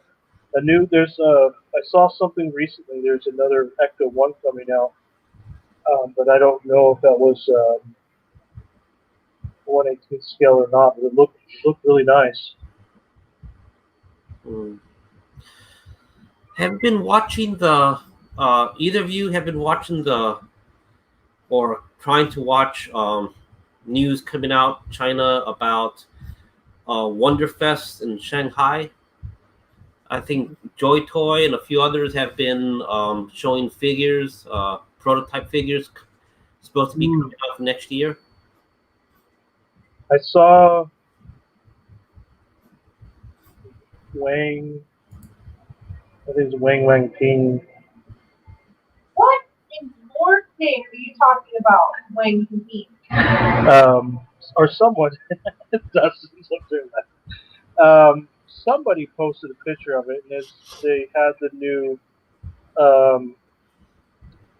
Well, it wasn't new, but it was Planet Green Valley figures. They had them in the female in the astronaut suit. And I think there were some Joy Toy figures too that were the one gal that looks like the cover girl. She's got that leather jacket and the green pants, and a few other figures. But that's at this point, that's all I can recall. Yeah, I've been trying to follow, see if there's anything new. Yeah, a few people have pointed out to me about Planet Green Valley, and a lot of those are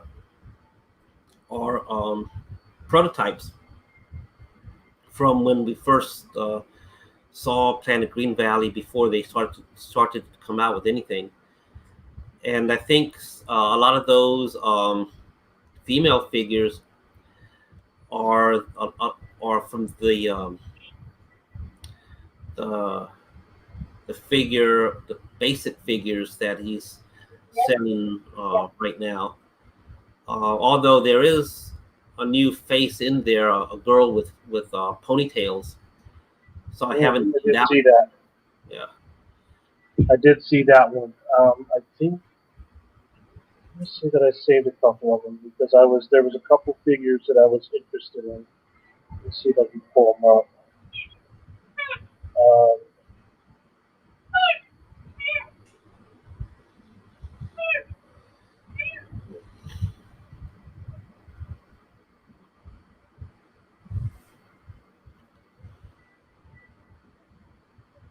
I might have moved it too much of stuff. No, I didn't save them, and I think I'm kind of a little immature in this point. I didn't want to save anything from Planet Green Valley because I'm just irritated with. I'm frustrated with them because they were such potential with him, and somebody somewhere screwed up and just really screwed the pooch on that, and just we had a chance to get some, and it's just they were charging way too much per figure. It was like $40 per figure, and then just for 4 figures or something, 4 or 5 or 6 figures, is going to be another $40 for shipping. Wow. And I was like, how can that be? Because I'm buying stuff in China from Joy Toy, and they're only charging me $14 for shipping. Yeah, yeah. It's like I So get things from Locker Toys, and they don't charge same that thing. much. Yeah, it's less. It's less than $20 for shipping, and sometimes less than that if it's only a small piece. So I just kind of felt like somebody was uh, taking advantage of the situation of how they were the demands for them. So I just I was like, because I was going to buy a couple for myself and then for Myron, and I think I was going to pick up 1 or 2 for you, and I didn't feel comfortable with it. It's just I didn't just feel it was honest pricing. So I'm just like I could do without. Right. Yeah, there's things that you know when you're into the retail thing, you tend to meet people who are like you also. You okay? If you own a company, you meet other companies. If you're making figures, you meet other people who are making figures. It's birds of a feather flock together kind of thing, and those Yeah, birds talk. And there's a lot of speculation out there of what happened, but it's all a big mystery. And me personally, I'm dreading that soon I'm going to have to break bad news to customers and stuff about how many Planet Green Valley figures we have been able to get, and it's far below than what people uh, than the pre-orders that we had. yeah, So how am I going to try to be as fair as possible to everyone so everyone can get a figure or something like that? I don't know. I don't know what to do really, and so it's a nightmare situation for us, and it's you know I don't wish harm to the Planet Green Valley people. I want them to succeed. They're great looking figures. I wouldn't mind having a small little collection of each one and maybe multiples of some others. yeah, But but we don't really know what really fell through for them. And at this point, I really don't want to do much in the future with them again, unless they get their whatever their situation resolved. I'm assuming it's the factory, but I really don't know. And so anyways, it is frustrating, and with us going into the thing of producing our own figures and stuff, Oh, is that Henry Rollins? and I wonder, like, well, if it was my figures, then I own the molds. Why can't I just have the factory make more? You know, um, if not this year, why not next year? Why not just keep on until finally I get the numbers that I need? You know, so don't know what's going on with that. yeah. I don't know if that's the case or if it's in paint or what. Because I remember them saying something about they had issues with uh, paint apps that weren't coming out as well as they would have liked. Um, and then whatever other issues with the factory and whatnot. But I agree the same. I don't wish any ill will on them. I really hope that they are able to successfully produce more figures because there are so many of their ideas and their projected figures that they were going to put out were amazing. I mean, just the astronauts in the orange suits. very reminiscent of the original NASA space shuttle astronauts, where they were wearing the orange, and then they went to, or was it, or light blue? I know they had orange and then they had light blue as well. Both of them great looking suits. Orange first, because I know Yeah. the R-71 pilots, they also wore the same suits. Those were orange. And those are made by the David Clark Company, the same guys that make the nice aviation headsets. Well, question. So Sean, did you go to school or anything to learn 3D printing? How did you learn about doing 3D printing? Fallon. Fallon, YouTube. you finished that entire Rice Krispie and you didn't even give the sum. YouTube, and then of course, you were already printing, so I What asked you a lot of questions on everything from bed leveling to temperatures, a couple other little things, and then also going out to Cal State Bakersfield to the Fab Lab and having a lot of the folks out there assist me with the printing and learning little things about STLs and going into the definitely Dustin, I'm glad you came out, man. Really good seeing you again, and I know we get to chat online, but like Andre said, it's been a long time since we've actually been out and did a video hangout, and I really miss doing those. So I really hope you're able to do it again.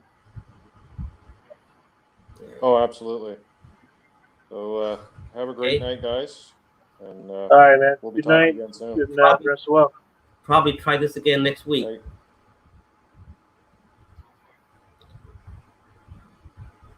All right.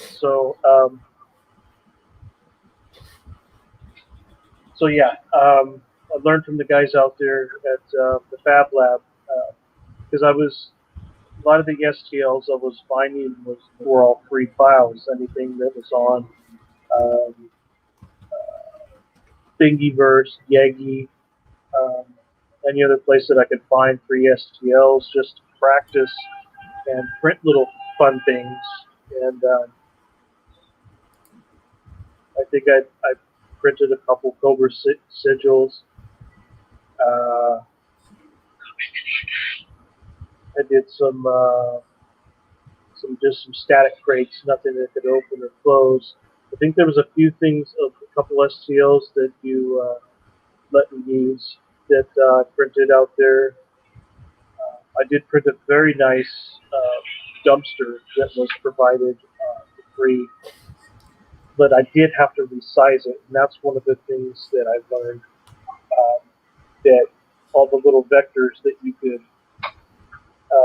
change that will increase the size, the height and width and depth of everything. So there was little things I had to do to think, okay, well, if it's this here, how much is it actually in inches? So there was some little bit of calculations that I had to learn how to do, but that's just how I learned to 3D print. Yeah. Well, since it's only two of us now, I guess we're going to start the process of kind of winding down. Maybe the goal would be to kind of to wrap up everything by the bottom of the hour, But so the way I got involved with 3D printing, I believe back in either 2009 or 2010, and it was using a MakerBot cupcake kit, and one of those that you put together is all wood construction basically. Um, it between my brother and I, we just like every weekend we would just take out a box, full of the parts, and we will start to assemble one part on a Saturday, continue to Sunday, Then the next weekend, take out the box again and try a different part. Little by little, we would have the entire printer set up, and it was pretty much an eye opener in terms of how simple it actually is. And we didn't have any success with it in terms of, I mean, we it was able to turn on and we were able to do something, but somewhere along the lines of configuring the software, I think we downloaded the wrong driver. So every time the thing went to print, it would rise up 20 millimeters and then start to print up in the air instead of going down, that kind of thing. So, but so we tried it for a while, and the only option that we had back then was printing with ABS. So that did a nice little foul odor stink, and to have it inside the house, we didn't really do that very much. But it was enough to kind of get an idea of where that technology could eventually lead. So a few years later, I believe I was talking with another DioWarrior person, Graham, Phil, and I think maybe one other. I don't remember who was the other. And Shane. It was Shane. And we were talking about doing things in terms of dioramas, like if I build a diorama, if you like it, then how easy would it be for you to either for me to build something and then pack it up and send it to you in the mail? What type of materials would it have to be and things? And back then I was doing things with foam, and the foam would not last a box cross country to you, and it'll just break apart. And so the other options would be like wood, plaster, insulation foam, floral foam, and all these things were just breakable. So then I was thinking, well, we need something better, like something out of plastic. Oh, how about that 3D printer that I was experimenting with a couple years before?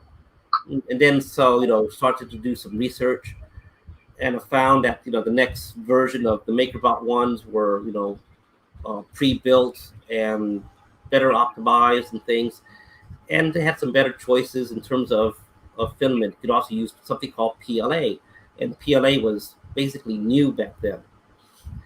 So long story short, I was talking with my wife, and we decided to get ourselves a MakerBot. So got that, and then the following 2 months, got ourselves a second MakerBot. So you end up having two MakerBots. Then our first JoeCon was coming around, I think the following year. So for 3 months, I was just 3D printing stuff. I can show, besides this structure in the back, I was also 3D printing, if I can turn this thing, that.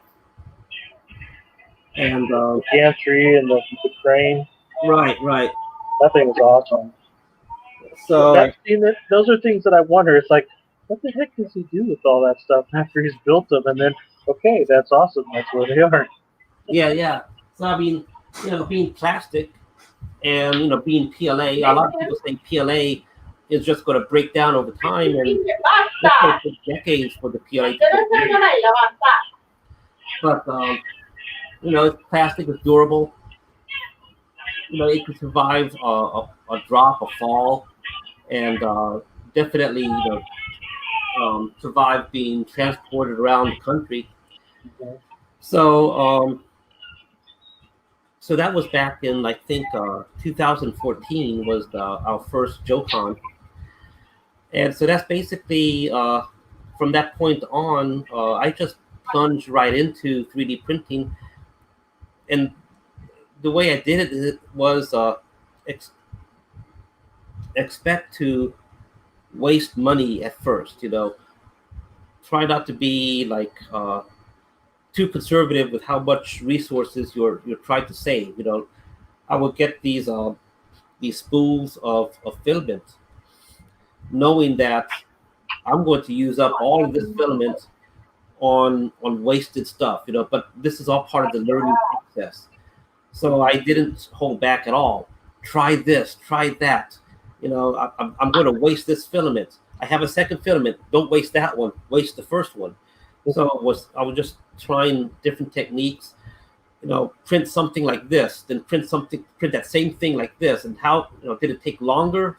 What was the quality? Well, what if I printed it diagonally? Would that change anything? So I would experiment like that, and it's a big learning process, and you go through a lot of stuff, and then later on you start to improve with different printers, and so that's basically my story there. I just plunged right in and just explore, experiment.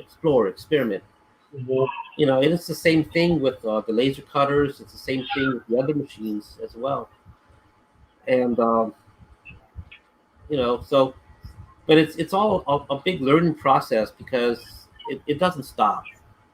I'm always looking at different websites, different magazines, YouTube videos. Uh, for example, this printer here, it prints extremely well. Okay, it prints extremely well, but it loses its settings extremely often as well. So every time I use it, I would have to level the build plate, and sometimes it would not remember the leveling at all. Maybe because of the table being so cheap or something like that. Vibrations or something. So just a few weeks ago, I got this kit that I can put around on the upper part here, and it keeps the worm gears in sync.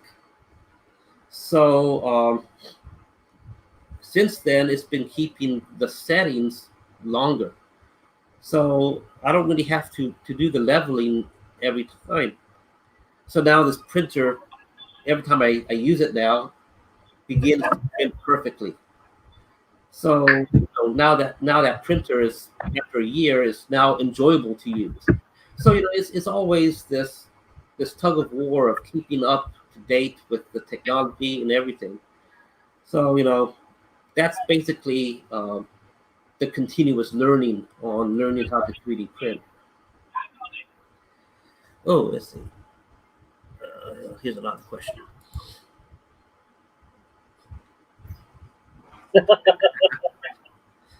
You're better off going to.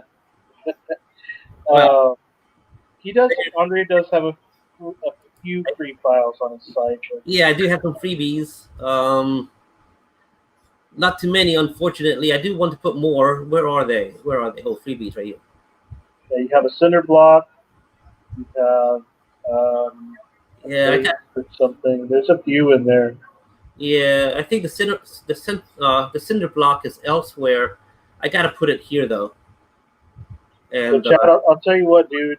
There are so many awesome files out there, especially if you go on Thingiverse, just type in 1/10 scale or RC, 1/10 scale RC.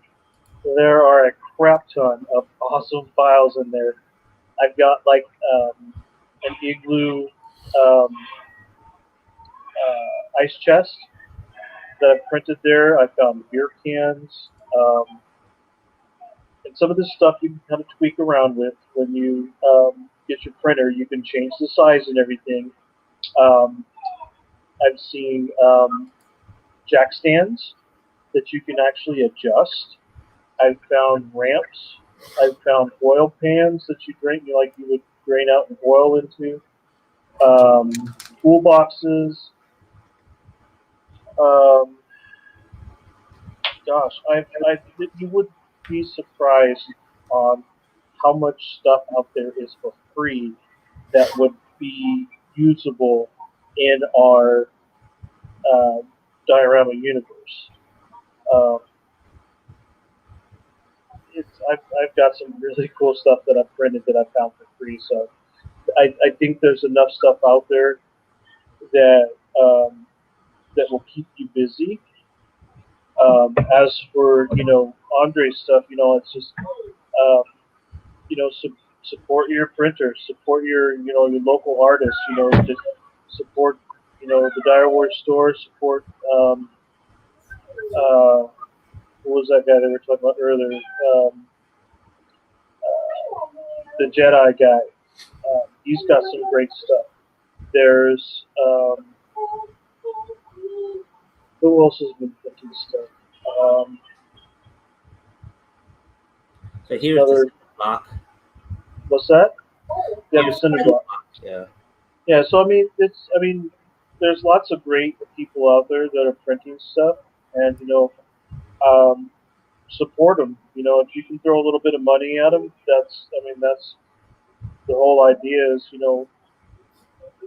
some of us, that make stuff. The stuff that I make, I'm not expecting to get rich off of it. I'm not expecting to make. That's for me. That's how I'm able to support my hobby. Um, I'm able to sell my props and stuff, and then I can turn it around. I can buy more supplies to make more props, and then I can also buy, I can buy my Marauder Task Force figures. I can buy, if I need GI Joe figures, or if I need to buy stuff from Andre, like some of his computer stuff for the BSS. Uh, some of that stuff that he has for just that's made for the BSS. I'm also working on a right now it's just all in my mind. But I'm working on a landing ship or with LSD or an LST landing ship transporter. It's basically an amphibious transport ship. It's something I can put my whale in the back and drop it out of the rear of the boat, or I can put a couple ribs back there, or a warthog or two, or a bunch of devilfish. So I need a complete bridge. I need, um, like uh, the Closet Jedi Customs, they have a really nice Seaways that I'm going to buy, and some other parts to a ship. So, because he's building stuff for the flag that is really, really awesome. And, uh, I want to support him because that way, if he keeps building more stuff for the flag, that's more stuff that is, out there for the community. Just like, I hope people will buy, my stuff when I throw it out there. Uh, it's for me, it's been hit and miss because like my sleeping bags, I thought they were going to be really cool. Not really many people liked them. I'm changing some designs with them. I'm going to make them more of a money bag shape instead of a standard shape. Um, so those might be a little more. Uh, just depends on how they turn out. I really hope people like them. Um, they go really well with the Power Team Elite bumps. Um, I also can make pillows with, um, you know, they could be either just regular white pillowcase, or I've got some that's got military green pillowcases. I could do, almost any color. You give me, a fabric, and I can make it. I've made hammocks, um, Rocket, cloth stretchers. stop that, please. I had a really nice barracks tent that could probably house at least uh, maybe 12 of the PTE bunks very nicely. Okay, But the design that I built it out of was just foam core. So um, as you can hear, we have animals here in the house. I have We have 5 cats, and one of the cats decided to make it its little tent and Uh-oh. laid down on it. So this tent that was really nice ended up flat. Why don't you tell your friends where you put your stuff? I left it out. It was kind of like, but yeah, that's something that I want to do that clubs. Cool. I'll have to check them out, Chad. Thank you. I know Andre's wanting to show this off. But Yeah. that's awesome, Chad. That's cool. Thank you. I appreciate that. There's a lot of stuff that I want to get back out there. Like I said, that little SATCOM, that's one of my favorites to build. It's fun. It's very, it's delicate, but it's a really cool addition to any any of your dioramas. Dial Tone's got that really awesome, not Dial Tone, but Low Light has that really awesome little field satellite phone, Yeah. but he doesn't have a SATCOM. So that SATCOM goes perfect with it. Just run a black thread from the little phone unit to the SATCOM. Boom, you're set. So pretty badass. But while you're talking about this, I'm gonna go get 2 more Hesco berries. While we've been sitting here, I've made 1, 2, 3, 4, 5, 6, 9, 12. I've made 12 of them. Wow. Yeah, I'll be right back. But yeah, I do want to see that, so I'm gonna hurry back. I've just got grab a couple real quick. Well, so one project that I'm getting ready to ship out to people, but of course there's a queue on shipping, so that's a different issue. But is this harpoon missile system? And let's see, maybe to change like this. So here's as accurate as I can make a harpoon missile system, and it is a large structure. So right next to a Marauder's figure. That is good size. Try to put the feet at the right level. So yeah, it's a large one. It's how to say, it's everything's 3D printed, and there's some laser cut parts in this. And I don't have the rear covers on this one at the moment, but I do have rear covers for it. But it's got the ladder on the inside. It's a pretty hefty prop, and it fits and works well with a flag or VSS, or even just like a Terradrome or a G.I. Joe base or something like that. This is just the 2 launcher version. And of course, if you want more launchers, you just add another set. And Seriously? I do have a harpoon missile complete, but I do have to do some improvements on it. But one thing that is ready also is if you remove the cover, you can have a harpoon missile nose in there, so it should give the impression of having a harpoon already in there. That's awesome. This one is just a simple add-on part. Oh, okay. But Still, that's cool. That does give you the appearance that, and that's a lot of what, it's like building props. When, you see a city scene, they don't always build backside of buildings in a Right. miniature. You just have facades, and I have to remember that. I have to, like, the building that I'm working on right now, I've been putting interiors and everything, and I'm like, I'm not going to see inside the damn interior. I'm not, put curtains in the window, and there's no point in me making anything else in there because I'm not going to see in the building. It's just I want to see the fronts of them. I put a backside on the building. I didn't need to, Right. but it did make it sturdier, and it was just a pink foam, so it's very simple. But I also have to remember I have to start thinking of like building a movie set because that's basically what I'm building. That's what we're building are movie sets to take photographs of. We're not taking videos of it, but we are taking stills. So that's one thing I have to remember with building stuff is not be so anal about everything and try not to be so much perfectionist and just make it a little more simple than I have been. Yeah. That's the question. Do we design the stuff and print it out? Yes.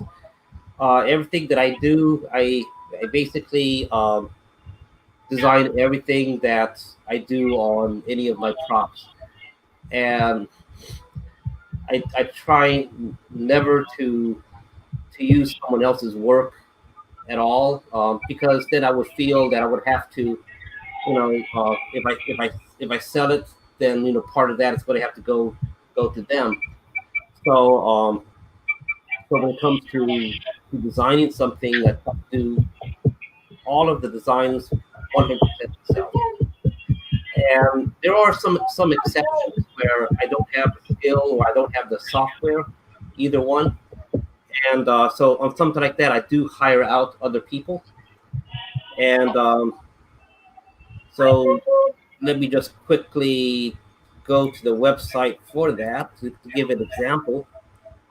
See, that's where I would love to be able to do because I don't particularly like the idea that I purchased those bags off of Shapeways, but um, I'm sometimes some of the stuff I look at is like you know Hasbro made all these heads for the Joe figures, and there are tons of people out there that are recasting them and then selling them. So it's almost like you're paying for my work of recasting it and painting it and getting it ready for you, so you don't have to paint it, you don't have to recast it, and that sort of thing. Right. There's all sorts of approaches people use. Just to justify it, Yeah, yeah. It's and what it comes down, but there's truth to that too. yeah, Yeah. and I'm not gonna, if somebody asks, I'm gonna tell them, yeah, it's not my design. I would love to have designed it. However, the paint and everything else, yeah, that's all my work. That's my choosing of colors, and that's my choosing of where I wanted to put the EMT symbol and what I wanted to.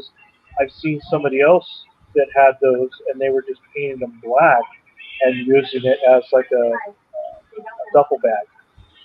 And I was like, oh, whoa, somebody else is doing it. And I asked them about it. And yeah, they did the same thing. They ordered it off of Shapeways and just was recasting it. Right. So here's an example of the skull candle holder, and also of a skull goblet. And these two, I simply don't have the skill, mostly because I don't have the practice of using ZBrush. Excuse me. So I had to hire an artist to go ahead and do these. Uh, and so these would be printed on the resin printer to capture all the details. And so I do have some of these ready, available. And I think, let's see, I think I have them in inventory. Yeah. So they're not sold out. And the only problem is that I just have very few of them printed. Um, but I'll get more printed, of course. Yeah, so these are examples where it's something that I don't design. This is someone else's design, but I contract them out to do this design specifically. So yeah, there's always exceptions, but yeah, basically everything that I design, I try to do myself. It's like doing the action figures. There's things there that I come up with some of the ideas, and then it's a discussion with the other artists, and then it becomes a collaborative effort to come up with something that looks like what I'm shooting for. So, but it is in that at that point it becomes our design rather than just simply my design. Right. Yeah. Um, I just saw your little capsule skeletons over there. And I was yeah, just looking at them earlier and thinking, I need to get those out and start doing a few little Halloween things with them. Uh, one believe it. year I did with the zombie vipers. I I had some of those little Halloween things, decorations that you can get at Michael's, the Lee Max, where they have those little lights and they have the sounds and all that. Well, I had some little diorama that I did on my mantle, and well, what's going to be fun? So I think I'm What? going to take these zombie vipers and I'm going to make them to where they're trashing this person's house. Well, not trashing, they're basically throwing eggs. So I made little egg cartons out of polymer clay. I made little eggs. I made some pumpkins out of polymer clay. Some of the pumpkins were broken, and they were, the zombies were smashing, and I made little toilet paper rolls out of polymer clay. So, and I used some actual toilet paper. So I put cut little strips, and there was a little fake tree. So I put toilet paper all over the trees, and the zombies were out there egging the house. And the caption was "Zombies are jerks." And one of the zombies I actually made a polymer mask for, and it was a hockey mask that I had painted to look like Jason Voorhees, and I could actually I just stuck it on the face of the zombie and shaped it, kind of cut away places for his eyes, and then I baked it, and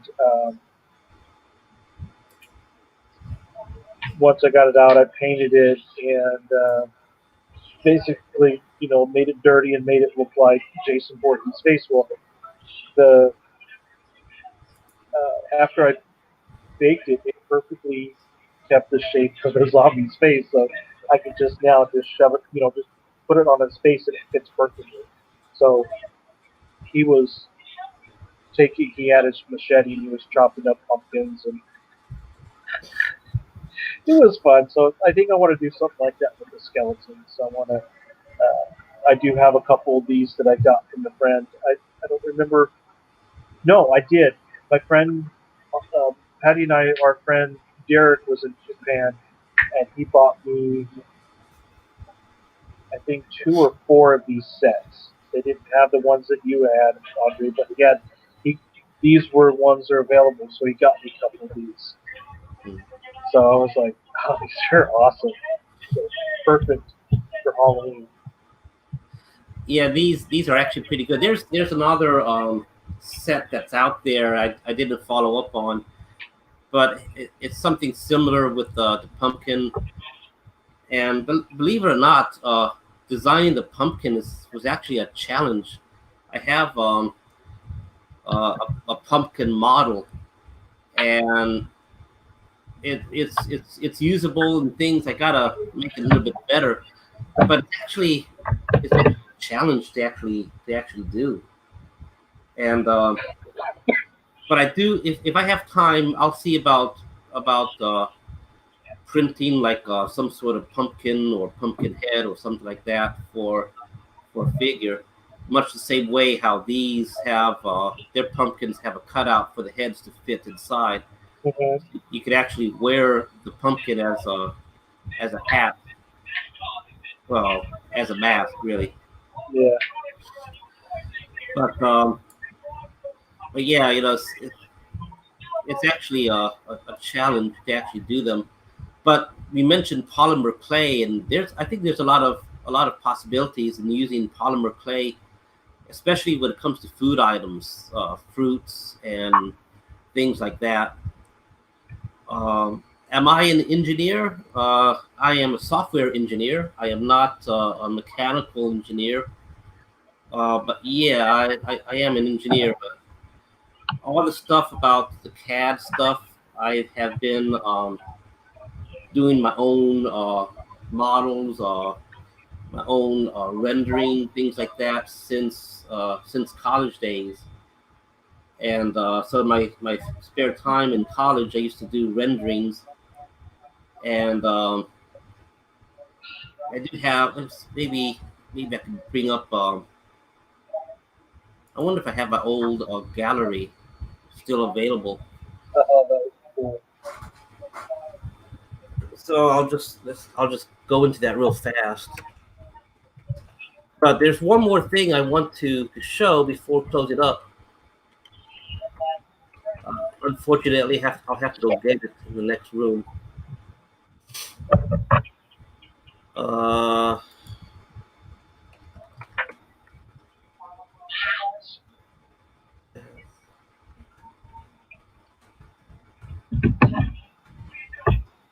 let's see. Galleries. I have to say this is putting these just together tonight is been kind of therapeutic. I wouldn't say therapeutic, but it feels nice to get back into actually doing something and something that I want to. Because these are all going to be used in my Dio story that I've been working on for years. Uh, my zombie story. So um, this is going to be cool to mess around and start at least start taking some test photos of how these are going to look with the containers and putting them together as as a HESCO barrier base. Because I do have, I'm going to use one of my BBI Blackhawks. Because of course, I've got to have a special force unit that's going to go in anti-zombie task unit. So I'm going to have to figure out how to get the uh, helicopter to fit in this area safely around all these HESCO barriers and cargo containers. Ooh, that's a good question. Andre, do you have any more of those capsule skeletons? No, unfortunately, they're all sold out. The last ones that we had were actually not the pumpkin ones. Oh, I just took off that screen. It was actually the what call it? Let me go back. Take a Were look. they the DevGru ones? Yeah, it was the tactical Military, yeah, guns. yeah. Those, those become those. It's funny how those all of a sudden became very popular within the collector universe, and they were like people were scrambling like, oh my god, where do you get these? Where, you know, I need more of these. I need more. I was one of those, and I was like, oh, these are super cool. To have these awesome little, skeletons that are just um, um, super articulated and can hold modern sized weapons. So you need modern task force weapons, and actually hold them in a proper manner and superposable. I mean, they're not as sturdy. You need a good base for them, but you know, you can stand them, you can kneel them, and I mean, you could. It takes a little bit to pose them in place, but if you do that, you can get a really, really good shot with these skeletons, you know, at a battle pose. Right. So, yeah, there's the one in your Green Reaper suit. I need to get back to that.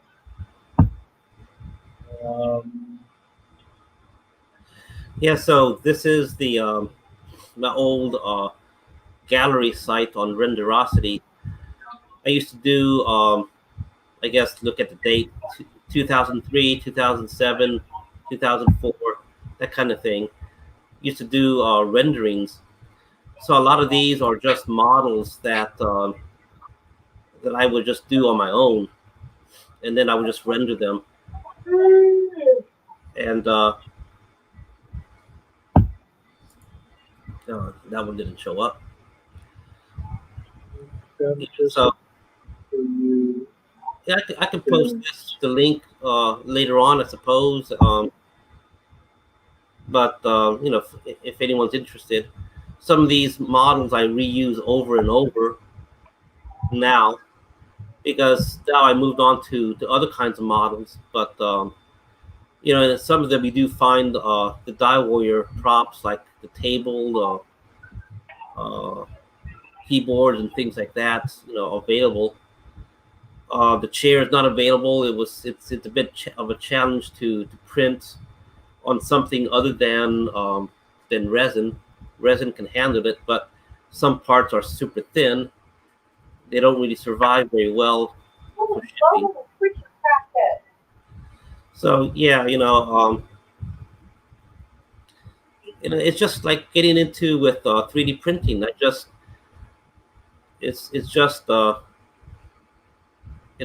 just keep on hammering at it until until experience takes over and you get better and better as time goes on. But A lot of that stuff is bringing back so many memories. You know, it's yeah, because you know it's. Look, I don't give a rat's stuff that's at home. If you touch She's my talking to shoulder the cat. again, stop it. You know, just gosh, I mean, we all go back so far. You know, back to when we were on the other, you know, site that we will not name. Um, or you know, we used to be able to post all of our cool, you know, our stuff, and you know um, when you know Facebook became more popular. That's when we really started chatting and you know throwing out ideas back and forth, and you know customs and you know stuff that you were doing with 3D printing, and you know just I remember thinking, gosh, what other cool stuff you know are going to be available in the future that you know that Andre is going to be able to do, or the possibilities that other people are going to be able to do with these 3D printers, because you don't have to worry. You don't have to worry about cutting and pasting and gluing little cardstock props together anymore. It brought such more realism and uh, so many more possibilities out there. It was just, man, the more stuff that you put out, the more it was like, the more you get excited, and then you know you start seeing more people get into it, and it's like this is cool, man. I'm oh, I just wish I just even had a little bit of the well, know how to make my own stuff. anyone can get into it. It's all it is. It's learning your own, how to say, your own approach, and what makes you comfortable and how you design something. There's different softwares too. Okay, for example, a lot of the software that I used for those renders, they are what I consider artist-oriented software. So it's like a CAD program. Okay, it works the same way as a regular engineering CAD program, but they shield the user from having to deal with the raw numbers and a coordinate system, uh, things like that. The numbers exist, but to work with the program, you don't need to know any numbers at all. All you have to It do, automatically does that for you. right? All you have to do is just place it on the screen until it looks good. You know, um, I and think that's my issue is I need to find a program that I can comfortably work with, but I know most of those programs out there, um, like Tinkercad, that didn't work for me. I didn't get the concept of having to blend one form into another and to create a shape, and oh yeah, I didn't like that. So I know that I may have to spend a little bit of money on a program to get something that's going to work for me. well, the other side is the engineering CAD programs, and of course those don't shield you at all from the numbers, and some of them are more friendly than others.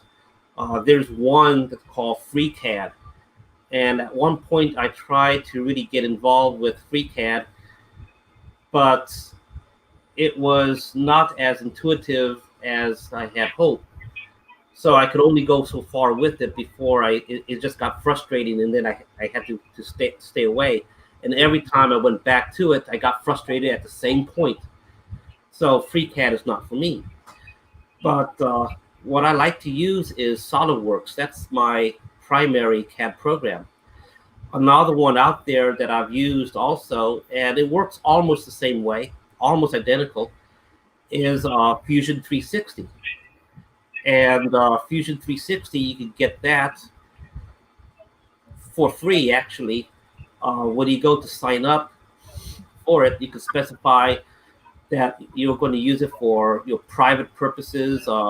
Even if you're using it as a company, you're not using it as a for profit or something like that. I don't remember the details, but you can get a 1 year subscription for free, and then every year you just have to keep up the same criteria to keep it for free.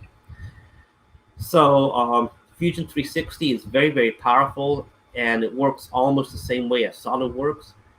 I personally find SolidWorks a little bit easier, and on some things a little bit faster. But so my go-to is SolidWorks. But in terms of the artist side, if you're more of an artistic person, then there are programs out there that do shield you from the nitty-gritty numbers, and all you have to do is just specify like where on placement on the screen things look good. They may have their own things, for example, a Boolean cut where you take two objects, you join them, and we specify one as a negative object, the other as a positive. So when you join them, it subtracts the negative object out, leaving the cut of that object. There may be some things like that. ZBrush does have some uh, Boolean aspects to it. It does have some push pull. That's the other thing too. Some programs like ZBrush, they take the approach of like you're dealing with modeling clay, so you can push and smush in the clay and pull and shape the clay. And to me, I don't really have the proper tools. Mostly, I'm using a mouse, so to do something like that with the mouse is not very friendly. And but if you have the tools for like a tablet, a Wacom tablet, or some other fancier tool, yeah, it becomes a little bit easier. But it does take some learning on the approach, pushing and pulling, and so for me, I'm more of a line, draw a line, here from this point to that point, and that kind of person. Um, but yeah, so software does play a big role in how effective you can take to 3D printing and making a model. The rest of it is just knowing your printer. You know, that's the other side of it. Sean, can you take over for a moment? I'm going to go get one last thing to show before we start close it up. Sure. Um, so tomorrow looks like I will be traveling out to either Lancaster or Palmdale area for the virtual air show. Um, I'm going to be meeting up with another Joe collector. He's a photographer as well, so it'd be kind of cool. I've never met the guy, but we've talked many times on the internet. So meet out there, hang out for a while, take some pictures, and should be pretty cool. So look out. I might even do a live feed. So any of my friends that are out there, uh, feel free to share my feed. I don't know how often the aircraft are going to be flying, but be a lot of. I know some of the flights that we're supposed to go to Edwards Air Force Base. Go to their Facebook site. They have the times and flights for tomorrow for East Kern, for the eastern area, Apple Valley, Lancaster, Palmdale, Boron, Mojave, all those places out there. They have a list of times where they should be flying over the cities. Everything from F-22s, F-35s, C-17, B-52, F-16s, F-15s. They were supposed to fly the NASA version of the U-2, which I think they call the C-2 or something like that. I don't necessarily work with DioWarriors. I do. Andre bounces a lot of ideas off me, and along with other people. So I'm just Andre and I have been friends since 2006, Years. 2007, something like that. Back, well, I'm gonna say it, Joe Dio's, where we first Ouch. started. Yeah, that's a really rough subject to talk about. Some people took over it. I'm not even gonna get into it, but uh, it just we're like-minded people that that enjoy building stuff and creating stuff, and uh, I have a lot of stuff with military and Air Force background, especially Air Force. I was crew chief on the F-16s for a couple of years.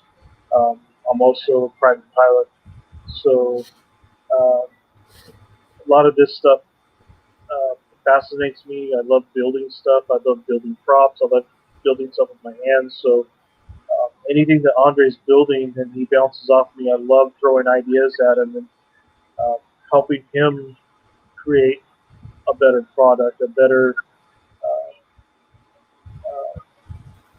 piece out there. Because number one, it's putting stuff into other people's hands that are going to be able to enjoy it just as much as I do, just as much as Andre does, just as much as everybody else.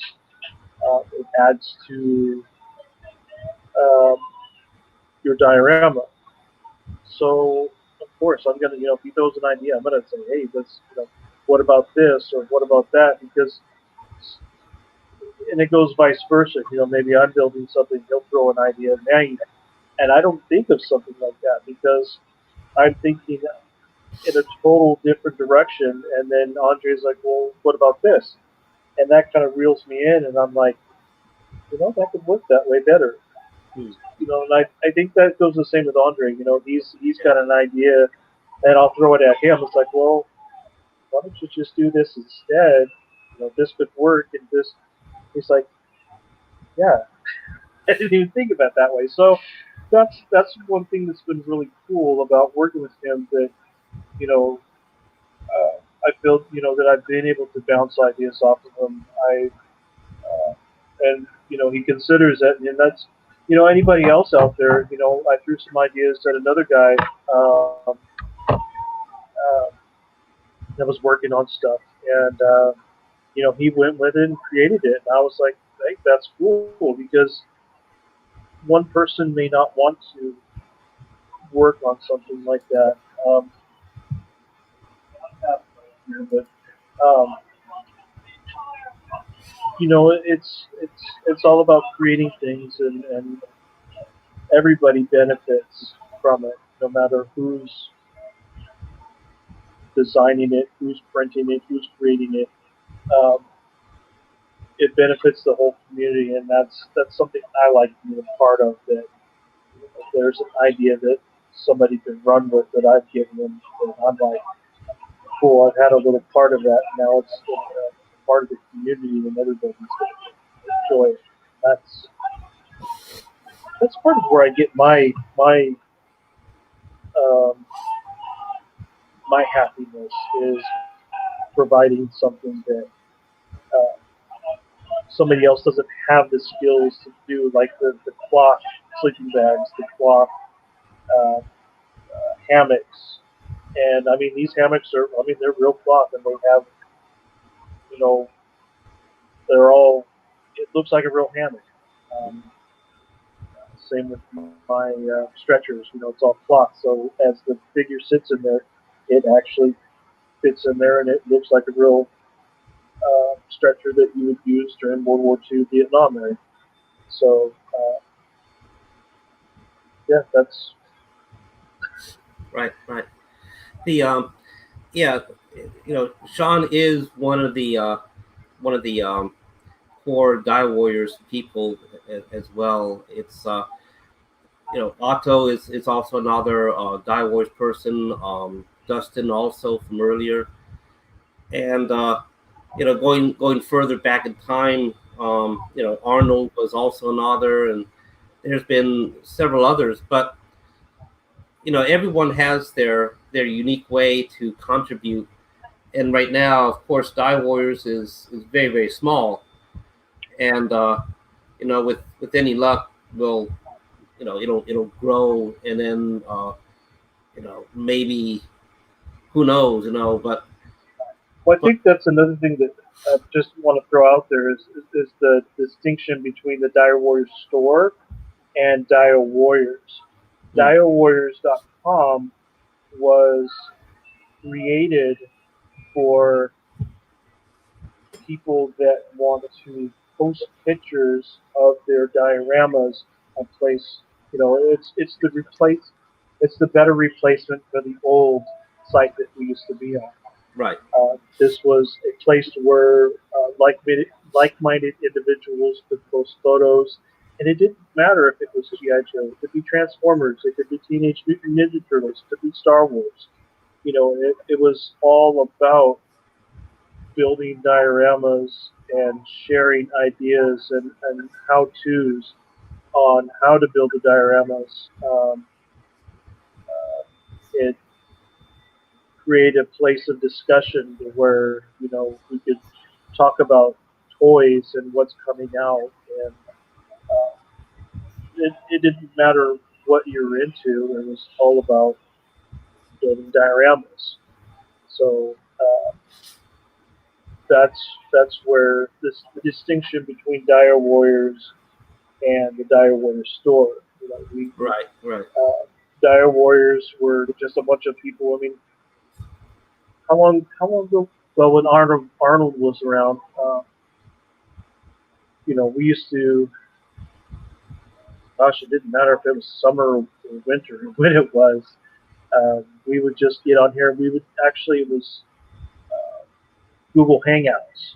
Yeah, So we would say, hey, let's go do a hangout, and there would be, Phil West would pop in once in a while. We had Shane Whelan that was with us, Arnold Barrios, Otto, and Dustin that was here with us earlier.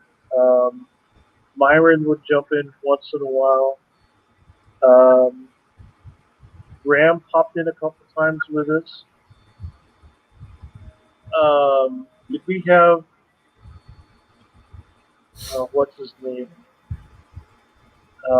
Mander? Didn't Mander pop in with us a couple times? Mander Ma? so I think so. Yes, yes. Um, there's a couple others. There was a lot of us that jumped in, and you know, it's, we would do the same thing. We would just sit here and talk for hours about toys and projects that we had coming up that we were working on, or long time, Marauder Task Force. That was a big thing because everybody was so excited to get the new figures, and we were always talking about what we were going to do with it, how much we were spending, and how much we were throwing at the Kickstarters and whatnot. So it was a cool place for us all to hang out, and I think this is going to be the next step, is doing these chats and catching more people that are wanting to come in, and it's other people are interested. I'm sure there's no problem that we can bring them in, and they can talk about their hobby and what their collections are and join in the conversation. But anyway, I'm gonna let you get to this because I'm also interested in this because this is going to be very cool, and I think this could be something that I could also use for my not VSS, but my Other dioramas, I guess. yeah, the dioramas, or even the interior of my landing ship. That looks like it could be a good structure for the what do you call it? The area in the back where the well deck. That structure looks really good that I could use for the well deck. Right. Well, one thing about the WMD, I was thinking about it again today, and I'm thinking I'm going to just redesign the flanges on the sides of it, so it's closer, to make it closer to the original from years ago. But I was thinking, because I was printing some green acrylics, not printing, sorry, laser cutting some green acrylics earlier today, and I was thinking like, the WMD has a keypad and a little display. What if I were to replace it with a little acrylic panel instead of using a mechanical keypad kind of thing? And I was thinking, okay, well that gives me an opportunity to redesign some of the panels on the sides of the WMD.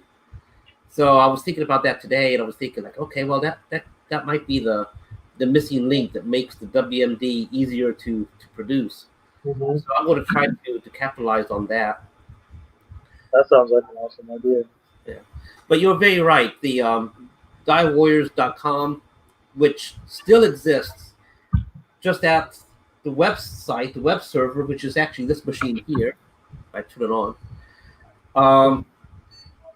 I don't remember the password to my router, so and I don't want to reset the router because I got some settings on there. I want to make sure I can return to those settings. So I got to find the original paper that I have these settings written on.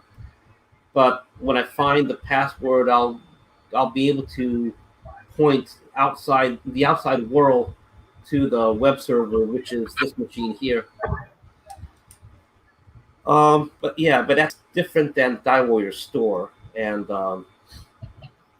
but that would be a good topic to get into next time, I think, and it brings up a lot of nostalgia and early talk that we can bring in with the other members.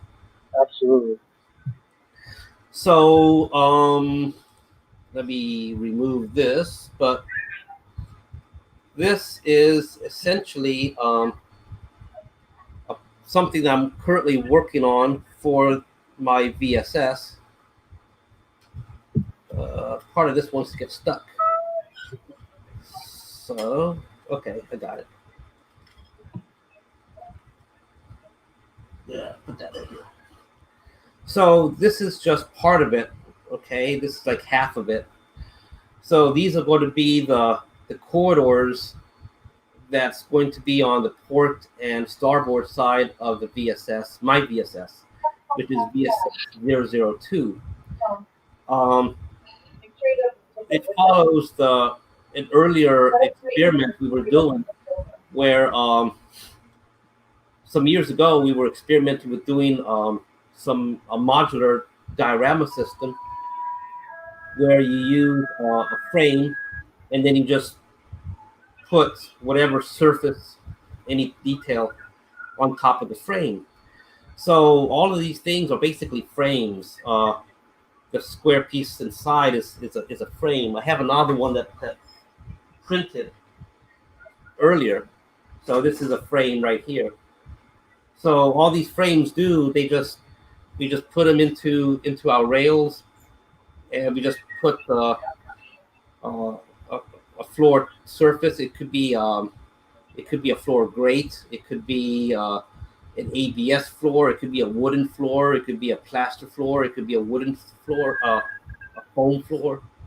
Uh, any type of floor. We could have floors with items in the The middle. shotgun from Johnny Mnemonic. Floors with stairs connected to it, and it could be in this case for this thing, the VSS, it's a floor, or it could be used as part of the ceiling. Makes no difference if it's a floor or not.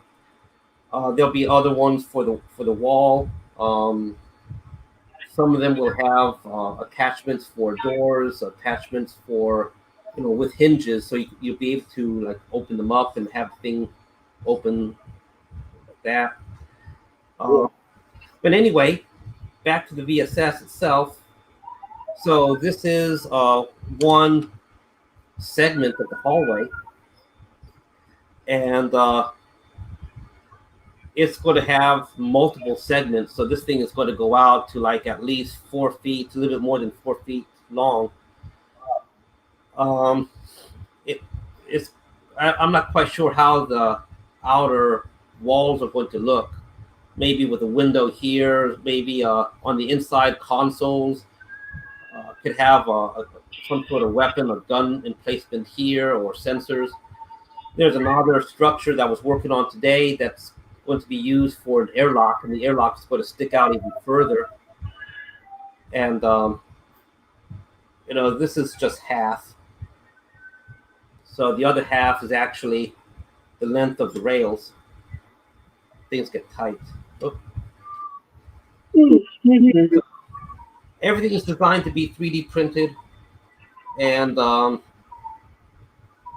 everything it is pretty strong. Everything is pretty strong with it, and it's very, very lightweight. And that's basically where I am right now. From the other side, it looks something like that.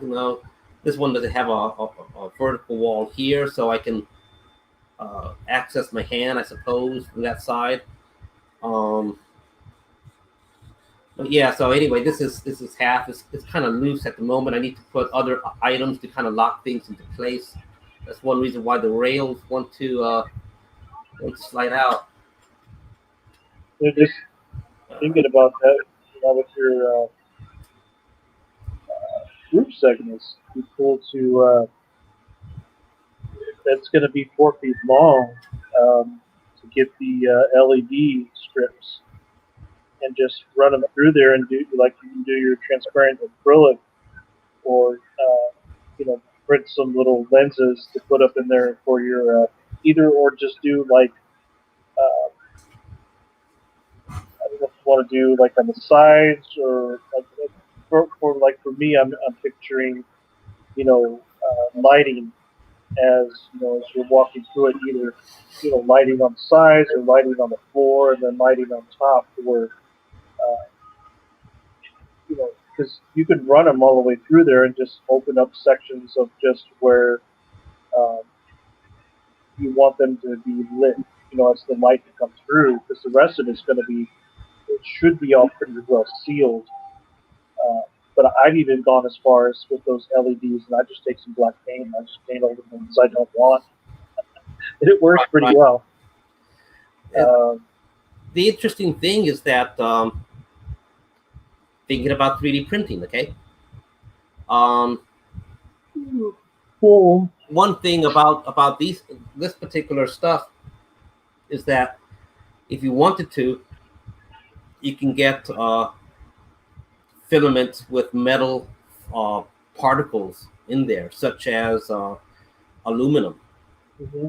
So you could actually 3D print things that are shiny, just like aluminum is. Oh, wow. Another aspect is that with the laser cutter, I got these sheets of acrylic, and they're brushed aluminum on the top, so they're not actually aluminum, but they look just like aluminum. So it looks like you have a metal. In this case, it'll look like you'll have a metal floor, metal walls. So all that without having to paint anything. And yeah, I think it's going to be a good time. I guess at the bottom of the hour we can wrap it up. Yeah, starting to get Hour. tired. Yeah. Plus, I mean, I don't have a long drive like tomorrow. It's only 10:21 here in California, so it's 10, 11, 12, 1 o'clock there, 1:20. Yeah. 121. Yeah. Yeah, driving out. I got Lancaster, Palmdale's about an hour and 45 minutes, 2 hours, I think, if that. Um, it's just it's pretty much just a straight shot right out to Edwards. But I'm not real sure where we're going to meet up. I'm meeting up with a friend. What time? I think the first overflights are.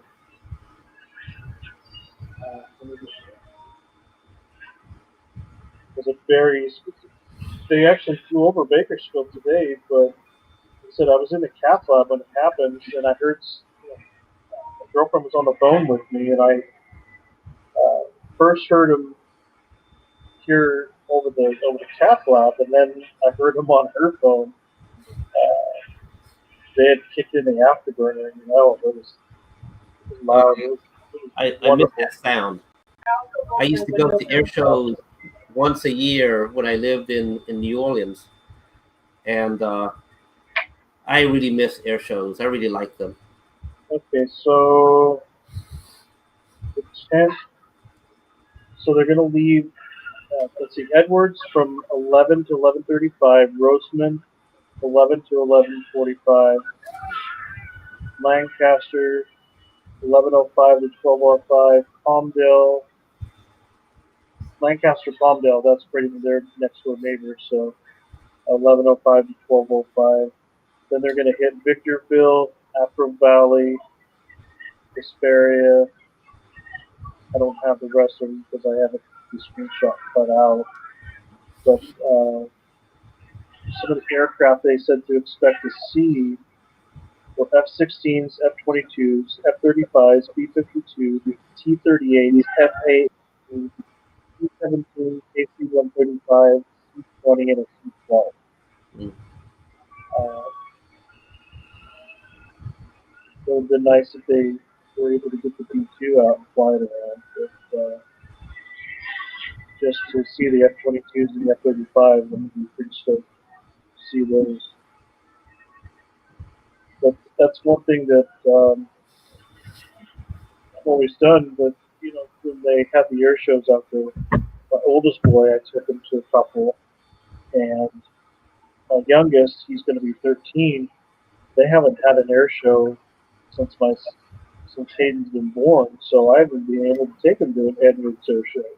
Right. So I was really excited to be able to take him this year.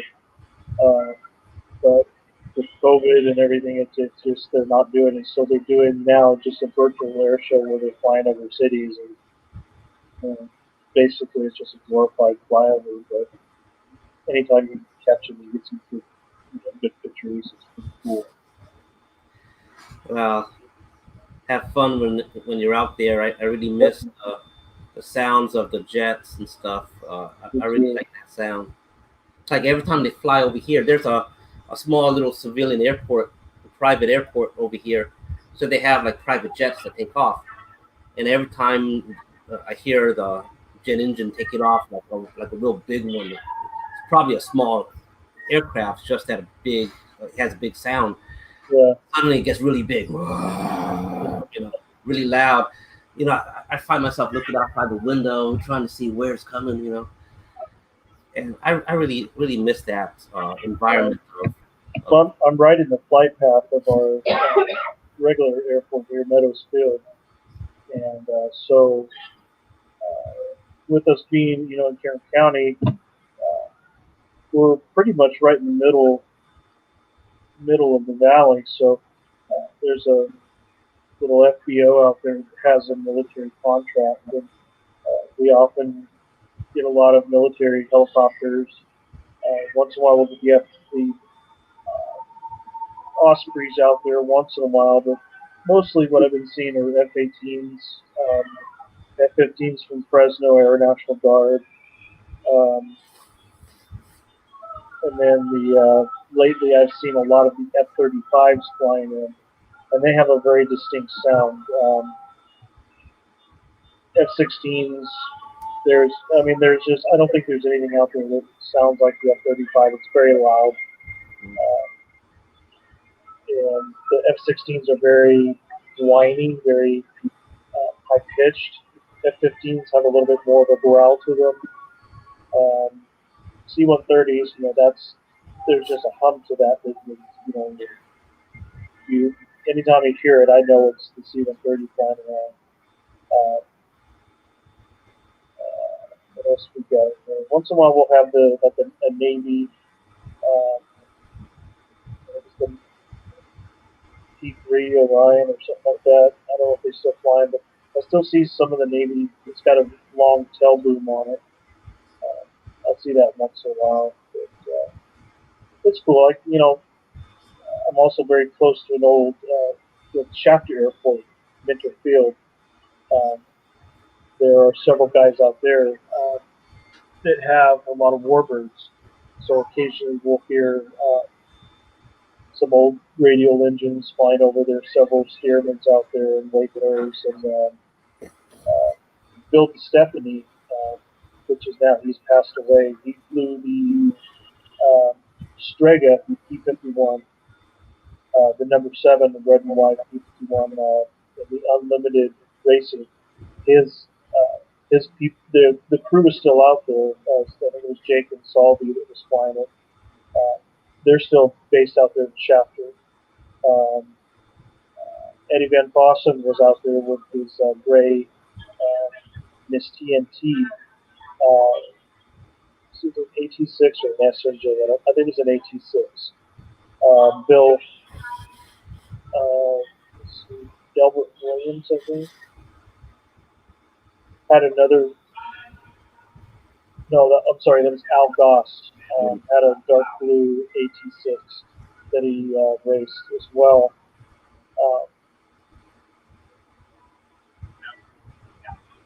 I think maybe one other one. No, Huntress. Huntress was out there too for a while, which was another P-51 that was used for racing out there in Reno. So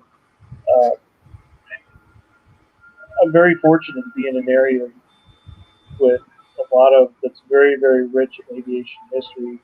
Edwards Air Force Base. I've got Mojave. I've got Sheffield Airport out here. They actually trained pilots during World War II. So it was a really cool. It was a training base. Meadows Field also was training, and even Charles Lindbergh taught people to fly out there. One of the individuals, his name is Roy Pemberton. They had Pemberton Air out there for a while. He got his license from Charles Lindbergh. I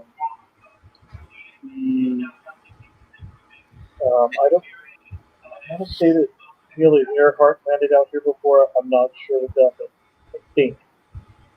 But one other thing, just to try to wrap this up, the P-61 Black Widow, Yeah.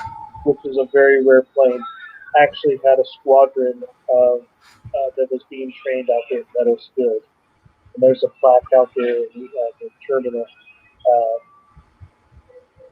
basically a memorial, I guess, to the crews that trained out there in the P-61. So it's kind of cool. Definitely rich in history, Yeah. aviation there, definitely. Well, the very, very last thing is this question. I don't want to just let it go for this time. Yeah. The number one thing that kind of stopped doing the holograms is just uh, they take a lot of work to make the resins very, very clear.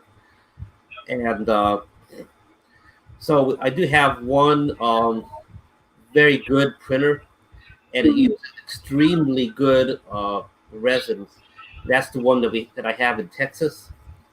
And right now it's set up to do flexible resin. So I'm currently getting printed the ammo, the armored ammo belts for a phalanx system. So once that is done, then I gotta see, one thing I want to use with that resin, the clear resin, are some flasks and stuff for the chemistry sets. The thing is that that particular resin cures extremely clear, and it lasts a good long time like that. So that's the number one holdup. I had a very good batch of clear resin for the printer that I use over here, which is that orange one in the corner. Uh, but I had some good clear, and I did some really amazing work with it.